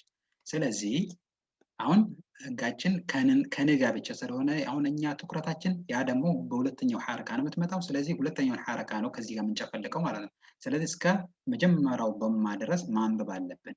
ገፉሩ ብለን ማንበብ አለብን። ከዛ ነው መጨፍለቅ የሚመጣው ማለት ነው። እሺ የመጀመሪያው ምንድነው የምናደርገው? ተንዊንን በራ ውስጥ አስገብተን እንጨፈልቃታለን። ተንዊንን እችኛው በማሆን ማለት ነው በራ ውስጥ አደረገን እንጨፈልቃታለን። ከዛ ሸዳ የያዘች ጠብቃ የምትነበብ ራ ፊደል ትፈጠራለች ማለት ነው። ራ ትጠብቃለች። አሁን ይሄ መጥበቁ መጀመሪያ ኦሪጂናል ላይ አልነበረም። ቅድም መጀመሪያ ላይ ጀምር ያሳያችሁ ነበር ገፉሩን፣ ከዛ ደግሞ ረሂም ነበረ ፈትሐ ብቻ ነበር። ነገር ግን ተንዊኗ ተጨፍልቃ ስለምትጨፈለቅ ያኔ ነው ሸዳ የተጻፈው፣ ጉናም ስለሌለው ነው። እሺ ስለዚህ እንዴት ይነበባል? ይሄን ሂደት ስንከተል ገፉሩ ረሂም ይሆናል። ገፉሩ ረሂም ይሄ ሸዳ ትጠብቃለች። ገፉሩ ረሂም ገፉሩ አነበብን። ከዛ ግን የትኛው ግን ጨፍልቀን ከዚህ ጋር ስለምናነባት ድምፅ አይኖርም። ገፉሩ ረሂም ግን ቢያንስ ምንድነው ራዋ ተጠብቃለች። ገፉሩ ረሂም። ከዛስ ሶስተኛ ስቴፕ መሄድ አለብን። እንደቀደሙ ጉና የሚለው አይ አንሄድም። ለምን? ከተንዊንና ከኑን ሳኪና በኋላ ላምና ራ ሲመጡ ጉና አይኖርም። ቅድም ጠቅሼ ነበረ ላምና ራ ካልሆኑ የሚል አሳይቻችሁ ነበር ጅምርት ላይ። ስለዚህ ተንዊን በራ ውስጥ ጨፍልቀን ተንዊንን በራ ውስጥ ጨፍልቀን ስናነባት ሁለት ሐረካ ጉና አንቆይባትም። ስለዚህ ጉና የለም ማለት ነው። ስለዚህ ላምና ራብ ሲመጡ ከተንዊንና ከኑን ሳኪና ጉና አይኖርም። ስለዚህ ሁለተኛው ስቴፕ ላይ ሁለተኛው ስቴፕ ላይ እናቆማለን ማለት ነው። እሺ ስለዚህ እንደ ቅድሙ ከማንበባችን ለምሳሌ ቅድም ያ ነበር የመጣው። ያኔ እንዴት ነበር ያነበብነው? እንደዛ ብንከተል እንዴት ይሆናል? ገፉሩር ረሂም ገፉሩር ረሂም ይሆን ነበረ። ነገር ግን ይሄ ስህተት ነው። ምክንያቱም ላምና ራ ሲመጡ ጉና አንሰጣትም ለተንዊንና ለእንትና ማለት ነው፣ ለተንዊንና ለኑን ሳኪና። ያ ኢድጋም ነው። ግን ኢድጋም ያለ ጉና ይባላል። አሁን እናያለን። ኢድጋም ያለ ጉና ይባላል። የመጀመሪያዎቹ ደግሞ ኢድጋም ናቸው። ያ ስትመጣ ኢድጋም ነው። አሁን ኢድጋም ፊደል ናቸው። ነገር ግን ኢድጋም ያለ ከጉና ጋር ይባላል። እሺ እዚህ ጋር ደግሞ እንዴት ነው በኢድሃር ማንበብ? ገፉሩን ብለን ከዛ ረሂም ገፉሩን ረሂም ኑኗን በግልጽ ማድረግ። ይሄም ግልጽ ትክክል አይደለም። ሁለተኛው ደግሞ ቀጣይ የምንማረው ነው ኢኽፋ ወይንም መሸሸክ ይባላል። ገፉሩን ከዛ ረሂም ገፉሩን ረሂም ምንም መጥበቅ የለም፣ አልተጨፈለቀም ማለት ነው። የተሸሸገ ኑኗ ተሸሸገች እንጂ አልተጨፈለቀችም። ስትጨፈለቅ ሸዳ ፊደል መፈጠር አለበት ማለት ነው። ስለዚህ ትክክለኛው ሁለተኛው ስቴፕ ላይ ነው። እነዚህ ሶስቱ ደግሞ ትክክል አይደለም። ስለዚህ ገፉሩር ረሂም ቅድም ልክ ኸይረን የራ እንዳልነው ገፉሩር ረሂም አንልም። ገፉሩር ረሂም ይሄ ምን ይባላል? ኢድጋም ያለ ጉና ይባላል። ይሄ ደግሞ ላምና ራ ሲመጡ ናቸው። እሺ ስለዚህ አሁን እንያቸው። አሁን ያስረዳሁትን ኢድጋም ለሁለት ይከፈላል። አንደኛ ኢድጋም ከጉና ጋር፣ ኢድጋም ያለ ጉና፣ ኢድጋም ቢጉና፣ ኢድጋም ቢላ ጉና በአረብኛ ሲሆን እነዚህ አራት ፊደል ናቸው። አጠቃላይ 6 ናቸው። ቅድም የርሙሉን የሚለው ይካተታል። የርሙሉን አጠቃላይ ኢድጋም ነው። ኢድጋም ፊደሎች እነዚህ ናቸው። መጨፈለቅ አለበት። ኑን ሳኪና ትንዊን ትጨፈለቃል። እነዚህ 6 ፊደሎች ሲመጡ 6 ፊደሎች ማለት እነዚህ 4 ሲደመር እነዚህ 2 ማለት ነው። ኢድጋም ነው አጠቃላይ። ነገር ግን ጉና መኖርና ጉና አለመኖሩ ነው አሁን ለሁለት የከፈላቸው። ስለዚህ እነዚህ 4ቱ ሲመጡ ከኑን ሳኪና ከተንዊን በኋላ በጉና ይነበባል። ማለትም እንቆያለን። ለምሳሌ ኸይረን የራ ስንል ያመጣል። ያ ደግሞ የዚህኛው ክፍል ኢድጋም ከጉና ጋር ስለሆነ ኸይረን የራ ብለን እናነባል ከጉና ጋር። ነገር ቀደም እንዳየው ነው ገፉሩር ረሂም ስንል ደግሞ ከዚህ ምድብ ከዚህ ግሩፕ ስለምትሆን ኢድጋም ያለ ጉና ስለሆነ ጉናው ይቀራል ማለት መጨፍለቁ ይኖራል። ነገር ግን ኑን ሳኪናና ተንዊን ጉና አይሰጣቸው። ስለዚህ ገፉሩር ረሂም አንልም። ለዛ ነው። ስለዚህ ያለ ጉና ብቻ እናነባለን፣ እንጨፈልቃታለን፣ ከዛ እንሄዳለን። በቃ እሺ። እነዚህ ፊደሎች ለማስታወስ ከፈለግን አንደኛ 6ቱን ካወቅን የርሙሉን ካወቅን ላምና ራ ማውጣት ነው። የተቀሩት ምን ይባላሉ? ኢድጋም ከጉና ጋር ይሆናል ማለት ነው። እነዚህን ካወጣናቸው። ነገር ግን እነሱን ለማስታወስ ከፈለገን ደግሞ የተጅዊድ ምሁራን ይሄን አስቀምጠውን የንሙ በሚለው ማስታወስ እንችላለን። ነገር ግን ይሄንን ማስታወሳችሁ ሁለቱን ከቀነሳችሁ خلاص ታውቁታላችሁ። የኢድጋም ከጉና ጋር እነዚህን አራቶችን ማስታወስ ትችላላችሁ። እሺ አሁን ኢድጋም ከጉና ጋር ኢድጋም ቢጉና የሚለው ምሳሌዎችን እንይ። እነዚህ 4 ናቸው ብለናል። እንዴት ነው የምናነበው? በኑን ሳኪና ምሳሌ፣ በተንዊን ምሳሌ። እስኪ በያን ምሳሌ በያ ስናይ ፈመን ያዕመል ቅድም ያየነው ፈመን ያዕመል የጨፈለቅናት ኑኗን ያነበብናት አለ አልሸሸግናትም። በግልጽ አናነብናት ምን አደረግናት? ጨፈለቅናት። ከዛ ደግሞ ሸዳ የሆነ ፊደል ተፈጠረ። ፈመን ያዕመል ይህ ያጠበቅነው ነው። ፈመን ያዕመል ግን ከጉና ጋር ፈመን ያዕመል እንደዛ። እሺ ከዚህ ጋር ደግሞ በተንዊን ሲሆን ደግሞ ኸይረን የረህ ኸይረን የረህ እንደዛ። አሁንም ኑኗ ተጨፍልቃለች በቀጣዩ ፊደል ሐረካ ባለው በቀጣዩ ፊደል ማለት ነው። እሺ እዚህ ጋር ኑን መጣች። በኑን ደግሞ ስናይ በኑን ሳኪና ወለን ኑሽሪከ እንቀጥላለን። ወለን ኑሽሪከ ስለዚህ ኑን ነበረ። ከዛ ደግሞ ኑን ዶማ መጣች። መጀመሪያው ዶማ ነበር ኦሪጂናሉ። ከዛ ደግሞ ወለን ኑሽሪከ ትጨፈልቅና ኑን ሳኪና በኑን ዶማ ትጨፈልቅና ሸዳ የሆነ ፊደል ይፈጠራል። እዛ ነው ሸዳ የተጻፈበት። ስለዚህ ወለን ኑሽሪከ ይሆናል ማለት ነው። ስለዚህ ወለን ኑሽሪከ ብለን አናነብም፣ አንለያያቸውም። አንድ ፊደል አድርገን ጨፍልቀን እናነበዋለን። እዚህ ጋር በተንዊን ሸይኢን ኑኩር ሸይኢን ኑኩር ሸይኢ እስከሚለው ማንበብ አለብን። ከዛ ግን ሁለተኛው ከስራ ን ድምፅ ያለበት ማለት ነው። እሷን ነው የምንጨፈልቃት ከቀጣዩ ፊደል። እሺ በሚም ደግሞ ሚመል እንደዛው። አሁን በተንዊን ኸይሩም ሚን በዋው ሚወል ሚና የለም ዋውን የምናነብ ሚወል አሁን ዋው ትጠርቃለች። ሚወል መቆየታችን ደግሞ ጉና ይባላል ማለት ነው። ሚወል ምን አይነት ጉና ነው የምንቆየው? ስንት ሐረካ ነው የምንቆየው? ጉናውን ስናወጣ 2 ሐረካ፣ ብዙ መቆየት የለብንም። ሚወል ማለት የለብንም፣ 2 ሐረካ ብቻ። ሐረካ ማን እንደሆነ ደግሞ ከዚህ በፊት ተምረናል። ሚወል እንደዛ። እሺ ሚዋል ብለን ከሄድን ደግሞ ልክ አይደለም። ሚዋል ካል አጠበቅነው፣ ነገር ግን ጉና አልሰጠነውም። እነዚህ ወው ደግሞ ምንድናት? ከጉና ጋር የምትነበብ ኢድጋም ከጉና ጋር ስለሆነ የግድ ኑን ሳኪና ጉና መኖር አለበት ማለት ነው። ኑን ሳኪና ጉና ሊኖራት ይገባል። እሺ ከዛ አሁን የመጨረሻው ደግሞ በተንዊን ምሳሌ ሸይኢን ወኪል እንደዛ። ሸይኢን ወኪል አንልም፣ ወይ ደግሞ ሸይኢን ወኪል አንልም። ጨፍልቀን ሸይኢን ወኪል እስከ ኢ ድረስ ማንበብ አለብን። ሀምዝ ከስራ እስከ ከስራው ድረስ አንብበን ከዛ ሁለተኛው ከስራ ግን እንጨፍልቀን እናነባለን። ሸይኢን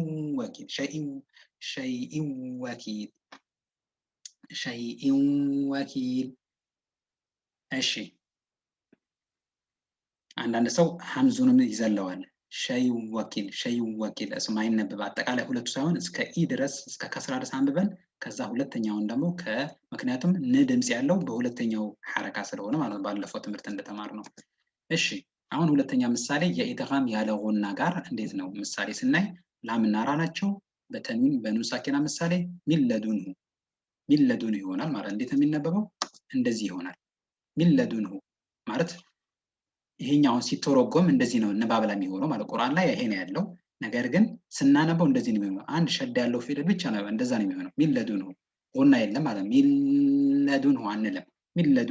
ሚለዱንሁ ላም ደግሞ ሸዳ ሲሆን ጉና አንቆይበትም። ከዚህ በፊት እንደተማረው ምንድነው ኑንና ሚም ብቻ ናቸው ሸዳ ሲኖራቸው ሸዳ ይዘው ሲመጡ የምንቆይባቸው። ስለዚህ ሚለዱንሁ ነው እንጂ የምንለው ሚለዱንሁ አንልም። እሺ ሚለዱንሁ ብለን ቶሎ ነው የምንሄደው። ሚለዱን መጥበቅ ነው። ሚለዱንሁ አንልም፣ ማጥበቅ አለ ሚለዱንሁ። ስለዚህ ኑን ሳኪና በላም ፈትሐ ነበረ ኦሪጂናል ላይ። ላም በላም ፈትሐ ተጨፍልቃ ያለ ጉና ተነበበች ማለት ነው። ሚለዱንሁ። ስለዚህ ለአሁንም እዚህ ላይ ኑን እንዳለች ያሳየ። ምክንያቱም ባይጨፈለቅ ኖሮ የተጨፈለቀ ፊደል ባይኖር ሸዳ አይፈጠርም ነበር። ሸዳ የሚፈጠረው ስኩን የሆነ ፊደልና ሐረካ ያለው ፈትሐ ወይንም ከስራ ወይንም ضم ያለው ፊደል ሲጨፈለቁ አንድ ላይ ሸዳ ይፈጠራል። ለዛ ነው። ስለዚህ ያለ ሸዳ ካነበብነው ኑኗን ዘለልናት ማለት ነው። ምክንያቱም ሸዳ የተፈጠረው እሷም ስለተጨፈለቀች ነውና። ስለዚህ ሚለዱንሁ ስንል የተጨፈለቀች ፊደል አለች። ያ የተጨፈለቀው ኑን ሳኪና ናት። ነገር ግን ጉና ብቻ ነው የምናስቀርባት። ሚለዱንሁ አንልም። እሺ ሁለተኛ ደግሞ ፊትነተን ለሁም አሁንም ተንዊን ነበረ። ተንዊን እዚህ ጋር ላም ፈትሐ ነበረ። ሲጨፈለቅ ሸዳ ተፈጠረ። ለዛ ነው ሸዳው የተጻፈው። እንዴት የምናነበው? ንባብ ላይ እንደዚህ ይሆናል። ፊትነተን ለሁም። ይህም በቁርአን ላይ የተጻፈው እንደዚህ ነው። ነገር ግን ስናነበው እንደዚህ ይሆናል። ፊትነተን ለሁም ይሆናል ማለት ነው። በራ ምሳሌ ሚን ረቢክ ሚን ረቢክ እንደዚህ ነው። ሚን ረቢክ ቁርአን ላይ እንደዚህ ሚን ነበረ፣ ከዛ ረቢክ ነበረ፣ ፈትሐ ራ ፈትሐ ሸዳ ተፈጠረ። ከዛም ሲጨፈል ኑን ሳኪን ሲጨፈር ሸዳ ተፈጠረ። ከዛ ሲነበብ እንደዚህ ይሆናል ማለት ነው። ቁርአን ላይ እንደዚህ ነው የሚጻፈው። ንባብ ላይ ግን እንደዚህ ነው። ሚን ረቢክ አሁንም መቆየት የለብንም፣ ምክንያቱም ራ ሸዳ ይዛ ስትመጣ በጉና ስለማናነባት ሚን ረቢክ አንልም። እሺ ገፉሩ ረሒም ቅድም እንዳየነው ነው። ይሄ ደግሞ ገፉሩ ረሒም ነበረ፣ ስናነበው እንደዚህ ነው የሚሆነው። ገፉሩ ረሒም ገፉሩ ከዛ ሸዳ የሆነ ፊደል ገፉሩ ረሒም ገፉሩ ረሒም። ስለዚህ ተንዊኗ ተጨፈለቀች፣ ጉናም የላትም። ስለዚህ ሙሉ ለሙሉ ተጨፈለቀች ይባላል ማለት ነው ያለ ጉና ገፉሩ ረሒም። ስለዚህ እንደዛ ነው የምናነበው። እሺ የኢድጋም ያለ ጉና ጋር ምሳሌዎች አሁንም ያው የበለጠ ለመረዳት ብዬ ነው ቁርአን ላይ ያው ከቁርአን ያመጣሁት። አያሕሰቡ አን ለም የረሁ አሐድ ከዚህ በፊት የተማርነው ነው። ሱረቱል በለድ ላይ አያሕሰቡ አን ለም የረሁ አሐድ አለም ነጅዐል ለሁ ዐይነይን ስንማር ይሄኛውን እንዴት ነበረ በአማርኛ ጽፌላችሁ ነበረ። አሁንም ኑን ሳኪና በዚህ ላይ በላም ፈትሐ ትጨፈልቃለች። እዚህ ጋም ተንዊን በላም በማ ትጨፈልቃለች። እዚህ ጋም ተንዊን በማ መጥቷል፣ በላም ከስራ ትጨፈልቃለች። ከዛም ደግሞ እዚህ ጋም ተንዊን በከስራ በላም በማ ትጨፈልቃለች ማለት ነው። ስለዚህ ያኔ ሸዳዎች ይፈጠራሉ እና ያለ ጉና እናነባቸዋለን ማለት ነው። እንዴት የምናነባቸው? በአማርኛ እንደጻፈ ነው። አያሕሰቡ አለም አለም ነው በቃ አለም አንልም። አለም ምክንያቱም ጉና የላትም ኑን ሳኪና እዚህ ላይ አለም ነጅዐለሁ አያሕሰቡ አለም የረሁ ይቅርታ አያሕሰቡ አለም የረሁ አሐድ። እሺ የቁሉ አህለክቱ ማለሉ ማለሉ ያው እንደዚህ ነበር የተማርነው። ማለሉ በዳ ማለሉ በዳ እንደዛ ማለሉ በዳ አንልም። ማለሉ በዳ ማለሉ ነው የምንለው። እሺ ወይሉን ሊኩሊ እዚያም የተማረው ነው። ወይሉን ሊኩሊ ሁመዘቲን ሉመዘ ወይሉን ሊኩሊ ሉሊ ብለን እዚህ ጋር አያይዘን ነበር የቀራን። ለምን ተንዊን መጥቶ ከዛ ተንዊኑ በላም ስለተጨፈለቀ ከዛም ደግሞ ጉናም ስለማይኖራት ተንዊኗ ለዛ ነው ወይሉን ሊኩሊ ብንለው ቶሎ ብለን የምንሄደው። ወይሉን አንልም። ወይሉን ሊኩሊ ሁመዘቲን ሉመዘ በቃ ቲሉ ሁመዘቲን ሉመዘ እንደዛ ነበር የተማርነው። ስለዚህ እነዚህ ምን ይባላሉ? ኢድጋም ያለ ጉና ይባላል ማለት ነው። ይሄ የመጀመሪያዎቹ ደግሞ አራቱ ፊደል ሲመጡ ደግሞ ኢድጋም ከጉና ጋር ይባላል። እሺ የኢድጋም ህግ ምልክት በቁርአን ውስጥ ምን ይመስላል ከተባለ በኑን ሳኪና ላይ እቺ ምልክት አትጻፍም። በኢድጋም ግን ትጻፋለች ብዬ ነበረ። በተንዊን ጊዜ ደግሞ ሁለቱ ሐረካዎች ሁለት ከስራ ሁለት ደማ ሁለት ፈትሐ አንዱ ትንሽ ሸርተት ተደርጎ አጠገብ ለአጠገብ ይጻፋሉ እንደዚህ ማለት ነው። ይሄ ምልክቱ ነው በቁርአን ውስጥ የኢድጋም። ምሳሌ እዚህ ጋርም ታያላችሁ። ቁሉቡ የውመኢዝን ዋጂፈ ይሄ ኢድጋም ነው። ለምን ያመጣዋል ከተንዊን በኋላ። ይሄም ኢድጋም በኢድጋም የምትነበው ለምን ከተንዊን በኋላ ማን ያመጣው? ዋው ነው። ዋው እነዚህ ሁለቱም ደግሞ ያነበው ደግሞ ከኢድጋም ከጉና ጋር ስለሆነ የሚነበቡት ቁሉቡ የውመኢዝን ዋጂፈ የውመኢዝን እንደዛ ነው የምናነባቸው ማለት ነው። እሺ እዚህ ጋም ፈሰውፈ ዩሓሰቡ ሒሳበን የሲራ ይህንንም ያው ተምረን ነበረ። ስለዚህ እንደዛ ነው ከጉና ጋር የምናነባቸው። ምልክታቸው ይህን ይመስላል በቁርአን እንደምትመለከቱት። ይህም በከስራ እንደዚህ ነው፣ በፈትሐ እንደዚህ ይሆናል። በضማ ያው አልመጣም፣ ያው ቀደም በምሳሌ አይተናል።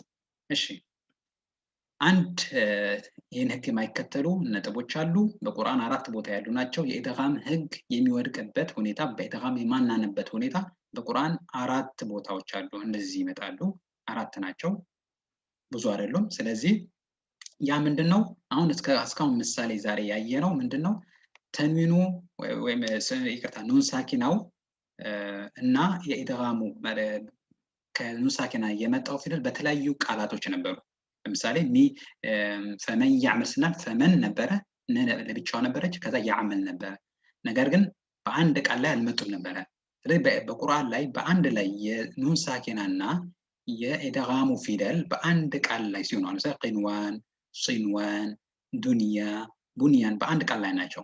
የኛው በሌላ የኛው በሌላ አይደለም። ስለዚህ ያኔ በኢድጋም ህግ አናነባቸውም። በቃ ብቸኛው ህጉን የማይከተሉ ናቸው። ኑን ሳኪና መታለች፣ ከኑን ሳኪና ማለት ዋው ነው። ዋው ደግሞ የኢድጋም ፊደል ነው። ኑን ሳኪና መታለች፣ ከኑን ሳኪና እዚህ ጋም ዋው ነው፣ እዚህ ጋም በያ ነው።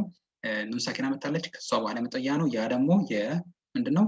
የኢድጋም ፊደል ነው ከጉና ጋር የሚነበብ። ስለዚህ ቂዋን፣ ሲዋን፣ ዱያ፣ ቡያን ብለን አናነብም።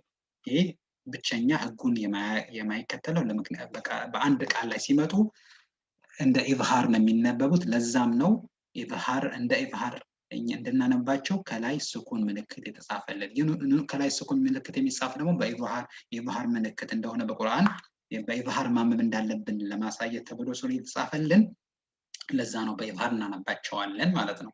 ስለዚህ በኑን ሳኪና መታ ወው ስለመጣ ስለዚህ ኑን ሳኪናዋ በኢድጋም ማንበብ አለብን ብለን ያው ከሰዎችም ጋር መከራከር የለብንም ማለት ነው። እነዚህ አራቶቹ ህጉን አይከተሉም፣ በአንድ ቃል ላይ ሲመጡ ነው። ግን ቅድም ባየናቸው ምሳሌዎች ሁሉንም ተመልሳችሁ ብታዩ በተለያዩ ቃል ናቸው። አንደኛው በአንድ ቃል ይመጣል፣ ከዛ ደግሞ የኢድጋሙ ፊደል የያዘው ያ ወይንም ወው ሲመጡ ነው በአንድ ሌላ ፊደል ነው የሚመጣው። በመጀመሪያ በዛ ፊደል በሁለተኛው ቃል ላይ የመጀመሪያ ፊደል ሆኖ ይመጣል ማለት ነው። ኑን ሳኪናዋን ደግሞ በመጀመሪያው ቃል የመጨረሻ ፊደል ሆና ትመጣለች። ያኔ ይጨፈለቃሉ ማለት ነው። ስለዚህ ይሄንን ለማስታወስ ያህል ነው። እሺ የሶስተኛው የመጨረሻ አይደለም፣ ሶስተኛው ህግ አትከብድም ኢንሻአላህ ኢቅላብ ነው። ኢቅላብ ምን ማለት ነው? መጀመሪያ ትርጉሙ ምን ይመስላል? ቋንቋዊ ትርጉሙ አንድን ነገር ከነበረበት መለወጥ መቀየር ኢቅላብ ይባላል። ኢቅላብ መቀየር ቋንቋዊ ትርጉም ነው። ቀለበ ይቀልቡ እንላለን፣ ዝም ብሎ ቃላት ነው። ስለዚህ ለዛ ነው ዱዓ ስናል የአላሁም ያ ሙቀሊበል ቁሉብ ቀልብ ቀልቢ ዐላ ጣዓቲክ እንላለን። ስለዚህ መለወጥ ማለት ነው። እሺ ግን በተጅዊድ ህግ ምንድነው ከተባለ ባ ፊደል ኑን ሳኪና እና ተንዊን፣ አሁን ኑን ሳኪና ላይ ያለ ነው። ለዛ ነው ሁሌ መጥቀስ ያለብን ማለት ነው። ባ ፊደል አሁን ግን ባን ብቻ የምትመጣው ባ ፊደል ብቻ ማለት ነው። ከኑን ሳኪና እና ተንዊንን ተከትላ ስትመጣ ኑን ሳኪና እና ተንዊን ወደ ሚም ፊደል በመቀየር ከጉና ጋር ማንበብ ማለት ነው። ወደ ሚም እንቀይራታለን። ማኗን ኑን ሳኪናዋና ተንዊኑ ማለት በተንዊን ውስጥ ያለችዋን ነ የምትለዋ ድምፅን ወደ ሚም እንቀይራትና ከዛ ደግሞ ጉናም እንሰጣታለን። ምን ያህል? 2 ሐረካ ያክል ማለት ነው። እሺ በኢቅላብ የኢቅላብ ፊደል አንድ ብቻ ናት፣ ያቺን ባ ናት። እሺ የኢቅላብ ህግ ምልክት በቁርአን ውስጥ ምን ይመስላል ከተባለ ኑን ሳኪና ላይ እንደዚህ ይሆናል። ኑን ይጻፍና ከዛ እሷ ላይ ሚም ይጻፋል ማለት ነው። በተንዊን ጊዜ ደግሞ እንደዚህ ተንዊን ማለት ሁለት ሐረካ ነው ብለን ነበረ። 2 ضማ 2 ከስራ 2 ፈትሐ። አንደኛው እንዳለ ይሆናል፣ ምክንያቱም የፊደሉን ያን ፊደል በضማ እናነበው በከስራ እናነበው ወይም በፈትሐና ወይም በከስራ እናነበው የሚለውን ስለሚያሳየን ሁለተኛው ሐረካ እንዳለ ይሆናል። ነገር ግን ሁለተኛውን ሐረካ ግን ወደ ሚም ይቀየራል። ምክንያቱም ነ ድምጽ ያለው በሁለተኛው ሐረካ ስለሆነ ነ ድምጹ ወደ ሚም ይቀየራል። ስለዚህ ሚም ይጻፍበታል ማለት ነው። ስለዚህ እስከዚህ ሐረካ እናነብና ለምሳሌ ቡ ከነበር እስከ ቡ እናነብና ከዛ ሁለተኛውን ወደ ሚም እንቀይራለን። ያን መቼ ነው የሚሆነው? ከተንዊን በኋላ ወይንም ከኑን ሳኪና በኋላ ማን ሲመጣ ነው? ባ ፊደል ብቻ ስትመጣ ነው። እሺ በኢቅላብ የማንበብ ሂደት ምን ይመስላል? ከኑን ሳኪና እና ተንዊን ቀጥሎ መጀመሪያ ባ ፊደል መምጣት አለበት። ያኔ ብቻ ነው በኢቅላብ የምናነበው። ኑን ሳኪና እና ተንዊን ወደ ሚም መለወጥ፣ ሁለተኛው ስቴፕ መቀየር መለወጥ ማለት ኑን ሳኪናን ወይም ተንዊንን ወደ ሚም መቀየር አለበት። ከዛስ ሚምን ስናነብ ያው ቀይራናታል። አሁን ኑን ሳኪና አይለችም፣ በተንዊን ላይ ያለችው የምትለዋ ድምፅ ተቀይራለች ወደ ሚም። ነገር ግን ያቺን የተቀየረችው ሚም ስናነባት ግን 2 ሐረካ ጉና መቆየት ማለት ነው። ለምሳሌ ምሳሌ ያለን እዚህ ጋር ሚም ከዛ ባዕድ ያለ ከኑን ሳኪና በኋላ ማን የመጣው? ባ ነው። ስለዚህ ባ ስለመጣ ምን ማድረግ አለብን? ኑኗ ን የምትለዋ እዚህ ጋር ሚን ስንል ን ድምፅ አለች። ያቺ ን የምትለዋ ድምፅ ወደ ም ድምፅ መቀየር አለብን። እዚህ ጋም ኸይረን ነበረ፣ ከዛ ቢማ ይቅርታ ጀዛአን ከዛ ቢማ ነበረ። ተንዊን መጥቷል። ተንዊን በፈትሐ 2 ፈትሐ ናቸው እዚህ ጋር ኦሪጂናሉ ማለት ነው። 2 ፈትሐ ነበሩ፣ ቢማ ነበር። ከተንዊኑ በኋላ የመጣው ማነው? ባ ነው። ባ ደግሞ እችኛዋ ጀዛአን የምትለዋ ነዋ ድምፅ ወደ ሚም እንድትቀየር ስለሚያደርግ ለዛ ነው ወደ ሚም የተጻፈው። ሁለተኛውን ሐረካ ጠፍቶ ሚም የተጻፈችው። ስለዚህ እንዴት ይሆናል? እሷም እንደዛው ይቀየራል ማለት ነው ሁለተኛው ሐረካ። ነገር ግን እስከ ጀዛአ ድረስ ማንበብ አለብን። ከዛም ሁለተኛው ሐረካ ብቻ ነው የምትቀየረው ወደ ሚም። እሺ ስለዚህ እንደዚህ ነው የሚሆነው። እዚህ ጋር አጠቃላይ ኑኗ ማለት ነው። እዚህ ጋር ግን ሁለተኛው ሐረካ ማለት ነው ፈትሐ ነበረች፣ ከዛ ወደ ሚም ተቀየረች። እሺ ከዛ እንዴት ነው የምናነበው? የመጀመሪያው ስቴፕ ምን ይሆናል? የትኛው መስላ ሚን የነበረው ሚም ይሆናል ማለት ነው። ሚም ባዕዲ እዚህ ጋር አይን አን በዚህ መልኩ ተጽፈው አይን ለማለት ለማመልከት ነው። በእንደዚህ ተጽፈው ደግሞ እንደ አ ኖርማል አ ለማለት ነው። እሺ ስለዚህ እንዴት የምናነበው? ሚም ባዕዲ ወደ ሚም ቀየርናት። ሚን የነበረው ወደ ሚም ቀየርናት። የመጀመሪያው ስቴፕ እንደዛ ነው። ሚም ባዕዲ የኛውም ጀዛአም ቢማ ወደ ሚም መቀየር ማለት ነው። ሁለተኛው ስቴፕ የመጀመሪያው ስቴፕ ሁለተኛው ስቴፕ ነው። ሶስተኛው ስቴፕ ምንድነው? አሁን እችኛዋ ም ስናነባት ሁለት ሐረካ ጉና መቆየት ይሆናል። ስለዚህ እንዴት ይሆናል? ሚም ባዕዲ ሁለት ሐረካ መቆየት ሚም ባዕዲ ጀዛአን ቢማ። ስለዚህ አሁን በጉና አነበብ ነው ይባላል። ሁለት ሐረካ መቀየር ብቻ ሳይሆን ጉናም ማመስጠት አለብን ማለት። ስለዚህ ትክክለኛው እንደዛ ይሆናል። ስለዚህ እንደዛ ካነበብ ነው ለምሳሌ ሚን ባዕዲ ካልነው በኢዝሃር ሆነ ማለት ነው። ሚን ባዕዲ ጀዛአን ቢማ ኑኗን በግልጽ ማንበብ። ይሄ የመጀመሪያው ቅድም የተማረው ነው። ይሄ ደግሞ ስህተት ነው፣ ኢዝሃር ነው።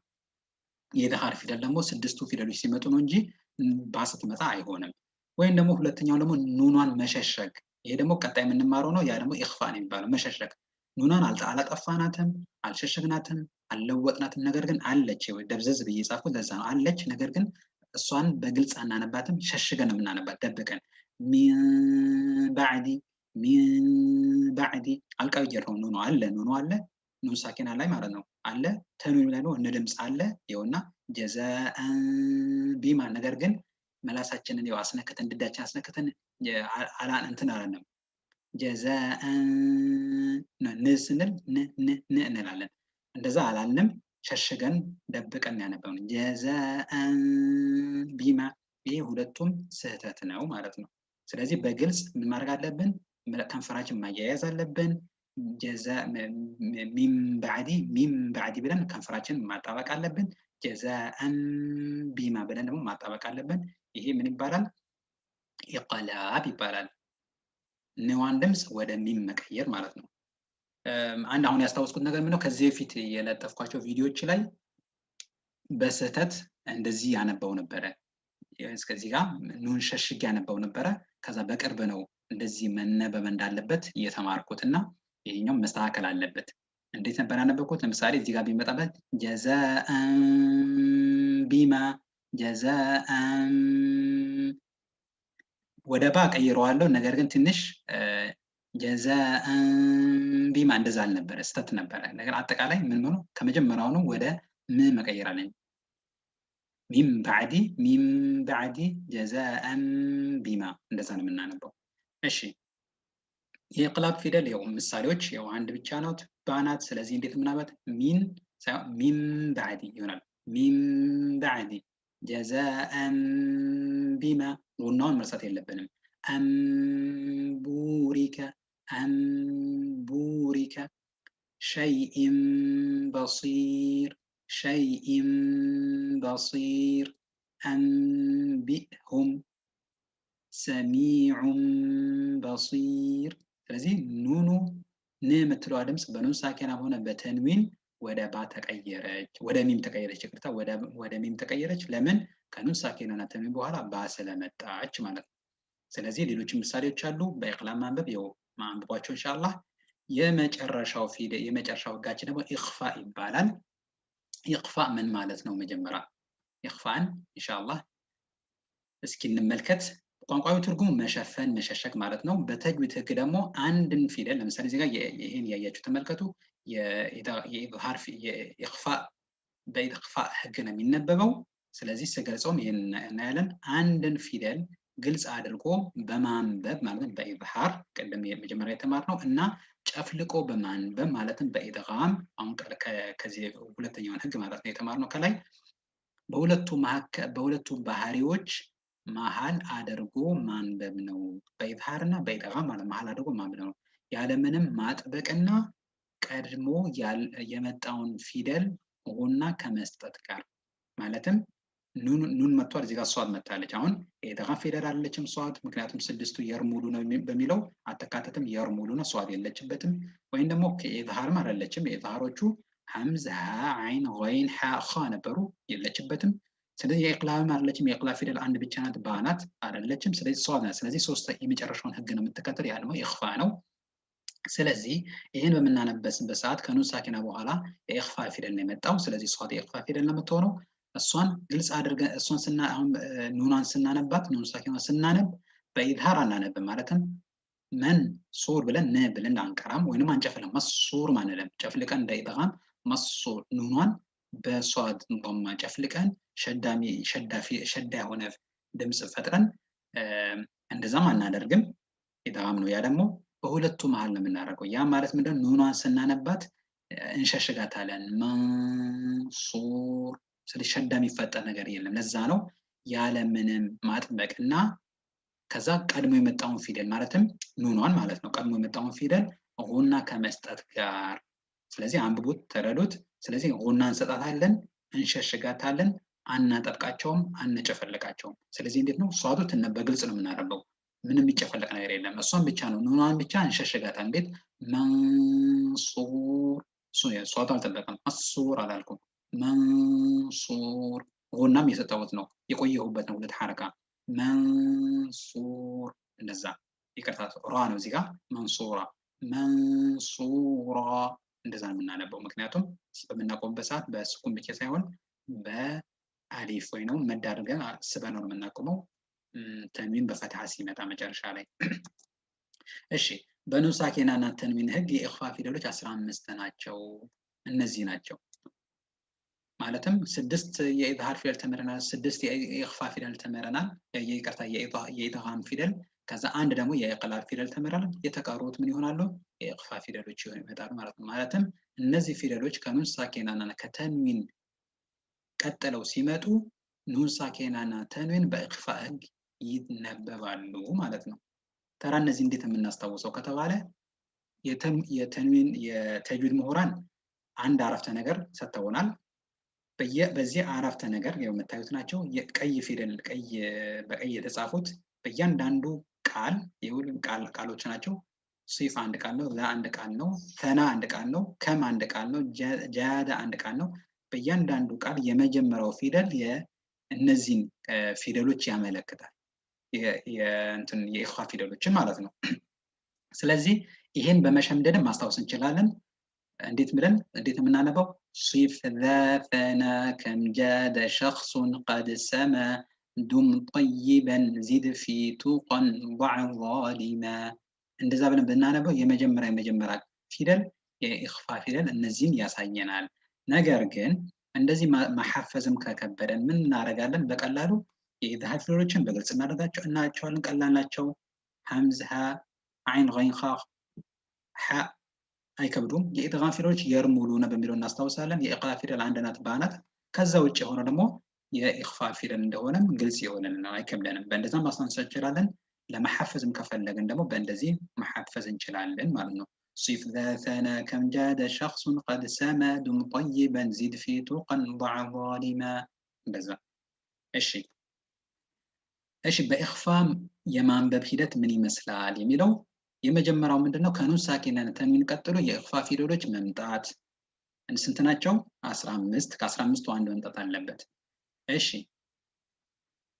ኑን ሳኪና ተንዊንን ሸሽጎ ማንበብ ማለት ኑን ሳኪና ተንዊንን አሁን ቀጣይ ያለውን ፊደል አልጠቀስኩም ኑን ሳኪና ተንዊን ሸሽጎ ማንበብ እናነባቸዋለን ነገር ግን ሸሽገን ነው የምናነበው በኢድጋም ጊዜ ጨፍልቀን እናነባቸዋለን ነበር ከሚቀጥለው ፊደል ጨፍልቀን አሁን ግን እነሱን ነው የምናነባቸው ነገር ስናነባቸው በግልጽ ሳይሆን ጨፍልቀንም ሳይሆን ሸሽገን ስለዚህ አንጨፈልቃቸውም እሺ ከዛስ ኑን ሳኪናና አሁን እናነባቸዋለን ሸሽገን ያልነው ማለት ነው ኑን ሳኪናና ተንዊንን ሸሽገን ስናነብ ሁለት ሐረካ ጉና እንቆይባቸዋለን መቆየት እሺ እዚህ ጋር ለምሳሌ አለ እዚህ ጋር ኑን ሳኪና መጣለች ከኑን ሳኪና ማለት ዳል ነው ዳል ደግሞ ምንድነው ከኢድጋም ፊደሎችም አይደለችም ከኢድሃርም አይደለችም ከስድስቱ ኢቅላብ አይደለም ስለዚህ ምን የግድ ምን ሆነ አለበት የኢኽፋ መሆን አለበት ወይም ደግሞ ከሐፍዝ ነው ማሐፍዝ ነው ኢኽፋ ፊደል ናት። ስለዚህ በግልጽ ማንበብ የለብንም፣ በጨፍልቀንም ማንበብ የለብንም።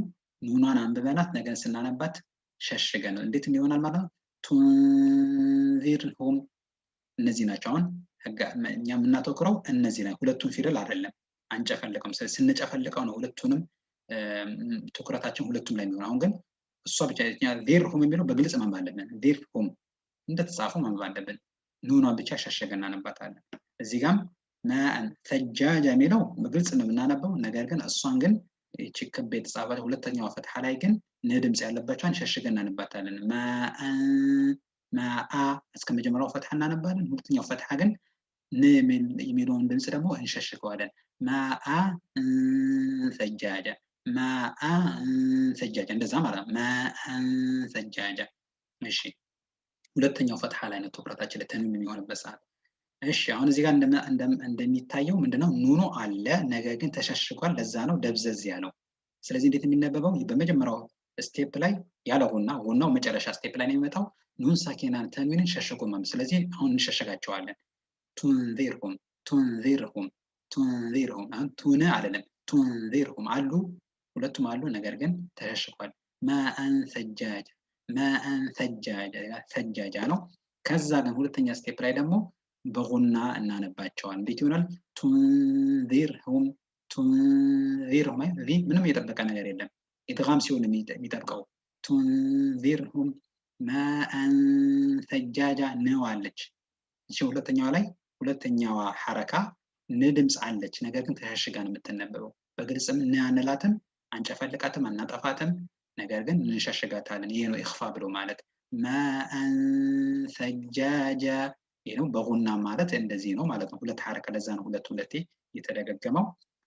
እሺ አሁን በምሳሌ ነይ እነዚህ የመጀመሪያ አምስቶችን እንመልከት። እሺ የኢኽፋ ፊደሎች በተንዊን በኑን ሳኪና በተንዊን ምሳሌ በሷት በዛል በእያንዳንዱ ማለት ነው። መንሳውር እናንተም ኢንሻአላህ እየደጋገማችሁት ነው፣ ብዙ ስለሆነ እኔ እያነበብኩት እሄዳለሁ። መንሱራ፣ መንሱራ እንደዛ። ቢሪሕን ሰርሰሪን ይቀጥላል። ሰርሰር ብለን ነው የምናቆመው። ከነገር ግን ከቁርአን አያ የተቆረጠ ነው። ሰርሰር ብለን እናቆማለን። ቢሪሕን ሰርሰር። እሺ ቱንዚርሁም፣ ቱንዚርሁም ዓዚዙን ዙ ኢንቲቃም። አሁንም ትኩረታችን እዚህ ጋር ነው፣ ሌሎቹ ላይ አይደለም። እሺ ወልኡንሳ፣ ወልኡንሳ ማአን ሰጃጃ፣ ማአን ሰጃጃ። ከንፈራችን ምላሳችን ያው ማጣበቅም የለብንም። በደንብም ማአ ሰጃጃ ማለት ፈትሐ ብቻ አድርገን ማአ ሰጃጃ ማለት የለንም። በትንሹ ማአን ሰጃጃ እንደዛ ትንሽ ይከብዳል። ከኢድጋም የበለጠ የሚከብደው ማውጣቱ ይሄ ነው። ወልኡንሳ እንደዛ ድምፅን እየቀራናት ነው በትንሹ፣ ነገን ተሸሽጋለች። እሺ እሺ በካፍ ደግሞ እንይ። ሚንኩም፣ ሚንኩም ኪራመን፣ ኪራመን ካቲቢን። እሺ በጂም አንጃአህ ዓይኑን ጃሪያ። ማጥበቅ የለም። ዓይኑ ጃሪያ ማለት ምን? ዓይኑን ጃሪያ ማንልም።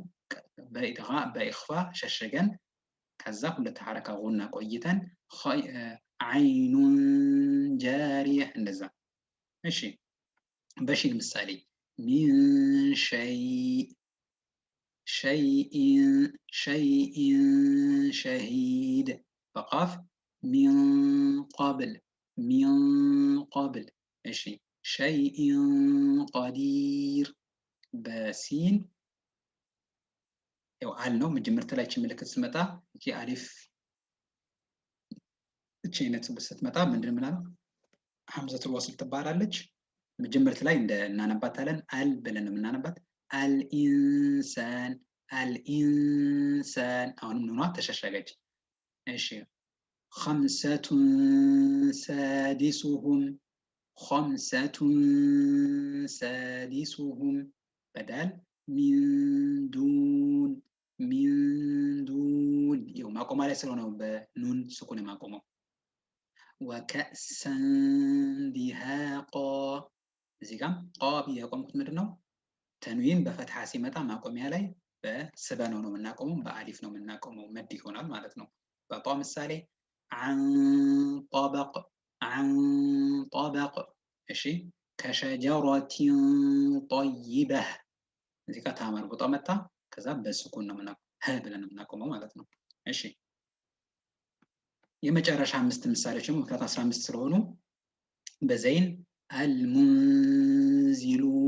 አልሙንዚሉን ነፍሰን ዘኪየህ አሁንም ማቆሚያ ላይ ስለሆነ ብለን ነው። እዚህ ጋር ሚሙ የተጻፈው እንዳትመለከቱ ቁርአን ላይ ስናየው ስንማረው ስንደረሰው እናያለን። እዚህ ጋር እንዴት ማመን እንዳለብን ስለተቆረጠ ነው። ስለዚህ አሁን ብለን የምናቆመው ነፍሰን ዘኪየህ። እሺ ፋ አንፉሲኩም እሺ ተበዐን ፈሀል አንበታ ምሳሌ ሚን ተፋውት ሕልየተን ተልበሱነሃ በባብ ምሳሌ መንዱድ ቅስመቱን ضيዛ ይቀጣ ቅስመቱን ضيዛ። እሺ በባ ምሳሌ መጨረሻ انظر እዚህ ጋር ለማስታወስ ያህል ለምን ብለህ አንበብከው ካላችሁ ከዚህ በፊት በቁርአን ስንማር ተመረናል። ይሄ ሐምዘቱል ወስል መጀመሪያ ላይ መታ፣ ከዛ ምንም ፈትሐ ከስራ በማ ምንም ስለሌላት ሶስተኛው ፊደል እንቆጥራለን ከሷ ጀምረን 1 ከዛ ኑን 2 ዋ ሶስተኛ ናት። ስለዚህ ሶስተኛው ፊደል በማ ከሆነ የሐምዘቱል ወስሉን በበማ እናነባታለን። ወይም ደግሞ ከስራ ወይንም ፈትሐ ከሆነ ደግሞ እሷን በከስራ እናነባታለን። ወይም በከስራ ነው የምናነባት ወይንም በበማ ነው የምናነባት። ስለዚህ አሁን በበማ ነው የምትነበው። ለምን? ሶስተኛው ፊደል በማ ስለሆነ ለዛ ነው ብዬ ያነበብኳት ማለት ነው። እሺ አደግመዋለሁ። انظر እንደዛ። ከዛ ቁራን ዛሂራ ይቅርታ ቁራን ነው ይቅርታ ራባ አጠብቅም ቁራን ዛሂራ እንደዛ ይሆናል ማለት ነው። እሺ የኢኽፋ ህግ ምልክት በቁርአን ውስጥ ምን ይመስላል ለሚለው ከኢድጋም ይመሳሰላል። ነገር ግን እንደዚህ ነው። በኢድጋምም እንደዛ ነበረ። በኑን ሳኪና እንደዚህ ትሆናለች። ተንዊን ደግሞ በእንደዚህ ይመጣል። ልዩነቱ ግን የምናየው ያው ከኑን ሳኪና እና ከተንዊን ቀጥሎ የመጣውን ፊደል ይለያል። ምክንያቱም የኢድጋም ፊደሎች እናውቃቸውን 6 ብቻ ናቸው። የርሙሉ ነው የሚለው እናሐፍዘዋለን። ስለዚህ እሱ ከሆነ ምልክቱ በቀላሉ እናውቀዋለን ኢድጋም መሆኑ ማለት ነው። ነገር ግን ከ15ቱ ቅድም ካልኳቸው ከሆነ የኢኽፋ ፊደሎች ከሆኑ ደግሞ ይህ ምልክት መጥቶ ከኑን ሳኪና ከተንዊን በኋላ የመጣውን ፊደል ይለይልናል። በኢኽፋ ነው ወይም በኢድጋም ነው ማንበብ ያለብን እንደሚለው ማለት ነው። ስለዚህ ዋና ምልክቱ ሳይሆን ማየት ያለብን ተንዊንን መሆኑን ኑን ሳኪና መሆኑን፣ ከዛ በኋላ ደግሞ ከሱ ቀጥሎ የመጣው ፊደል ማን ነው? የኢድጋም ነው፣ የኢኽፋ ነው፣ የኢቅላብ ነው ወይስ የኢዝሃር ነው የሚለው ነው ማለት ነው። ይህም አንድ ምሳሌ ኢንሻአላህ እናየዋለን። ኢነል ኢንሳነ ለፊ ኹስር ኢነል ኢንሳነ ኢኽፋ ነው። አያችሁ ኑን ሳኪና መጣ። ከኑን ሳኪና ወር ሲና ደግሞ የኢኽፋ ፊደል። ስለዚህ ኢነል ኢንሳነ ለፊ ኹስር ተምረናል ሱረቱል ዐስር ላይ። እሺ ቃሉ ቲልከ ኢዘን ከረቱን ኻሲራ እዚህ ጋር ኢኽፋ ነው የሚሆነው። ለምን? ተንዊን መጥቶ ከተንዊን በኋላ መጣ ካፍ ነው። ካፍ ደግሞ የኢድጋም አይደለም የኢዝሃር ፊደል አይደለም። ስለዚህ የኢቅላም አይደለም የኢኽፋ መሆን አለበት። ይሄኛው ግን ታ እዚህ ጋር ተንዊን መጥቷል። ታ መርቡጣ ላይ ተንዊን አለ። ከተንዊን በኋላ ኻ ነው። ኻ ደግሞ የመጀመሪያው ህግ የኢዝሃር ፊደል ነው። ምክንያቱም ኻ፣ ሐ፣ ዓይን፣ ገይን፣ ሀ እና ሀምዝ የኢዝሃር ፊደል። ስለዚህ እሱን በግልጽ እናነበዋለን፣ ድምጽ ይኖራል። ስለዚህ ቃሉ ቲልከ ኢዘን ከረቱን ብለን ከዛ ኻሲራህ ነው የምንለው። እሺ የመጨረሻ ደግሞ የኢድጋም እና የኢኽፋ ልዩነት ምንድን ነው ከተባለ በኑን ሳኪና ጊዜ እንደዚህ እናያለን። እዚህ ጋር የኢድጋም ነው። ለምን? ከኑን ሳኪና ወር ያ ነው። ያ ደግሞ የኢድጋም ፊደል ነው። እዚህ ጋር ደግሞ ኑን ሳኪና መጥቶ ከዛል የመጣው እሱ ዛል ደግሞ የኢኽፋ ፊደል ነው። ልዩነቱ እናያለን። ያው በአጻጻፍም እናየዋለን። እዚህ ጋር እንጨፈልቀዋል። ኑን በያ ፈትሐ ላይ ተጨፍልቃ ትገባለች። እዚያ ግን ኑን በዛል ውስጥ ተጨፍልቃ አትገባም። ኑኗ ላይ ነው የምናነበው። ትኩረታችን ኑን ብቻ ናት። ኑኗን ሸሽገን እናነባታለን። በኢድጋም እናነባትም ጨፍልቀን፣ በኢዝሃርም ግልጽ አድርገን እናነባት። በሁለቱ መሀል ኢኽፋ አድርገን ሸሽገን እናነባታለን። ስለዚህ ይሄኛው ሲጨፈለቅ ፈመን ያዕመል ይሆናል። ኑኗ አትነበብም፣ ተጨፍልቃለች። ነገር ግን ተንዊኗ ብቻ ጉናዋ ብቻ ሁለት ሐረካ ይቀራል ማለት ነው። እዚህ ጋር ደግሞ ቱንዚርሁም ይሆናል። ኑና እያነበብናት ነው፣ ነገር ሸሽገናታል። ቱንዚርሁም ከዛል አልጨፈለቅናትም ማለት ነው። በተንዊን ምሳሌ ደግሞ እዚህ ጋርም እንደዛ ነው። ተንዊኑ የሁለተኛው ሐረካ ማለት ነው። እዚህ ጋር ን ድምፅ ያለበት ነው። ከሚቀጥለው ይጨፈለቃል። እዚህ ጋር ግን ምንም ከሚቀጥለው አይጨፈለቅም። እሷን ብቻ ሁለተኛዋን ን ድምፅ ያለበቷን ሸሽገን እናነባታለን። ኸይረን የረህ እዚህ ጋር ደግሞ ማአን ሰጃጃ እንደዛ ይሆናል ማለት ነው። እሺ ጀዛኩም ላሁ ኸይር። ለዛሬ የነበረን ይህን ይመስላል። በጣም ረዘመ፣ ይቅርታ አድርጉልኝ ኢንሻአላህ። ነገር ግን እናንተም ያው በየቀኑ ስላልሆነ አፕሎድ የማደርገው ቪዲዮውን በደንብ ለመረዳት ሞክሩ፣ ደጋግሙት ኢንሻአላህ። በአንድ ቀን መሆን የለበትም፣ በሁለት ቀን መሆን የለበትም። ቀስ ያላችሁ እየተረዳችሁ እየደጋገማችሁ ቪዲዮውን እያቆማችሁ ጽሁፉን እያነበባችሁ እናንተም እየሞከራችሁ በእንደዛ ነው ኢንሻአላህ። ሌላ ደግሞ ኡስታዝም ጋር ሌላ ኡስታዞች ጋር በዋትስአፕ በቴሌግራም የምትማሩ ከሆነ ደግሞ ኢንሻአላህ ይጠቅማችኋል። እሱን ፕራክቲስ አድርጉት። ይሄን ለማለት ነው። ሌላ ደግሞ ዲስክሪፕሽን ኮሜንት ላይ የመጀመሪያው ኮሜንት ላይ ኢንሻአላህ ዛሬ የተማርነውን ኢዝሃር ከየቱ ጋር ነው የሚጀምረው? ቪዲዮ ረጅም ስለሆነ ኢዝሃር ከየቱ ጋር ነው የሚጀምረው? በደቂቃ ለካፊ ያስቀምጠዋል። ኢዝሃር ከየት እንደሚጀምር፣ ኢድጋም ከየት እንደሚጀምር፣ ኢቅላብ ከየት እንደሚጀምር እና በፈለጋችሁ ሰዓት ወደ ኮሜንቱ ትሄዱና ደቂቃውን ስትነኩት የኢዝሃሩን ደቂቃ ስትነኩት ወደ ኢዝሃሩ ቀጥታ ቪዲዮ ዘሎ ይሄዳል ማለት ነው። እያንዳንዱ መፈለግ የለባችሁ ኢንሻአላህ። ይሄ ለማለት ነው። አላህ በሚቀጥለው ትምህርት እስከሚያገናኝን ድረስ ወሰላሙ አለይኩም ወራህመቱላሂ ወበረካቱ።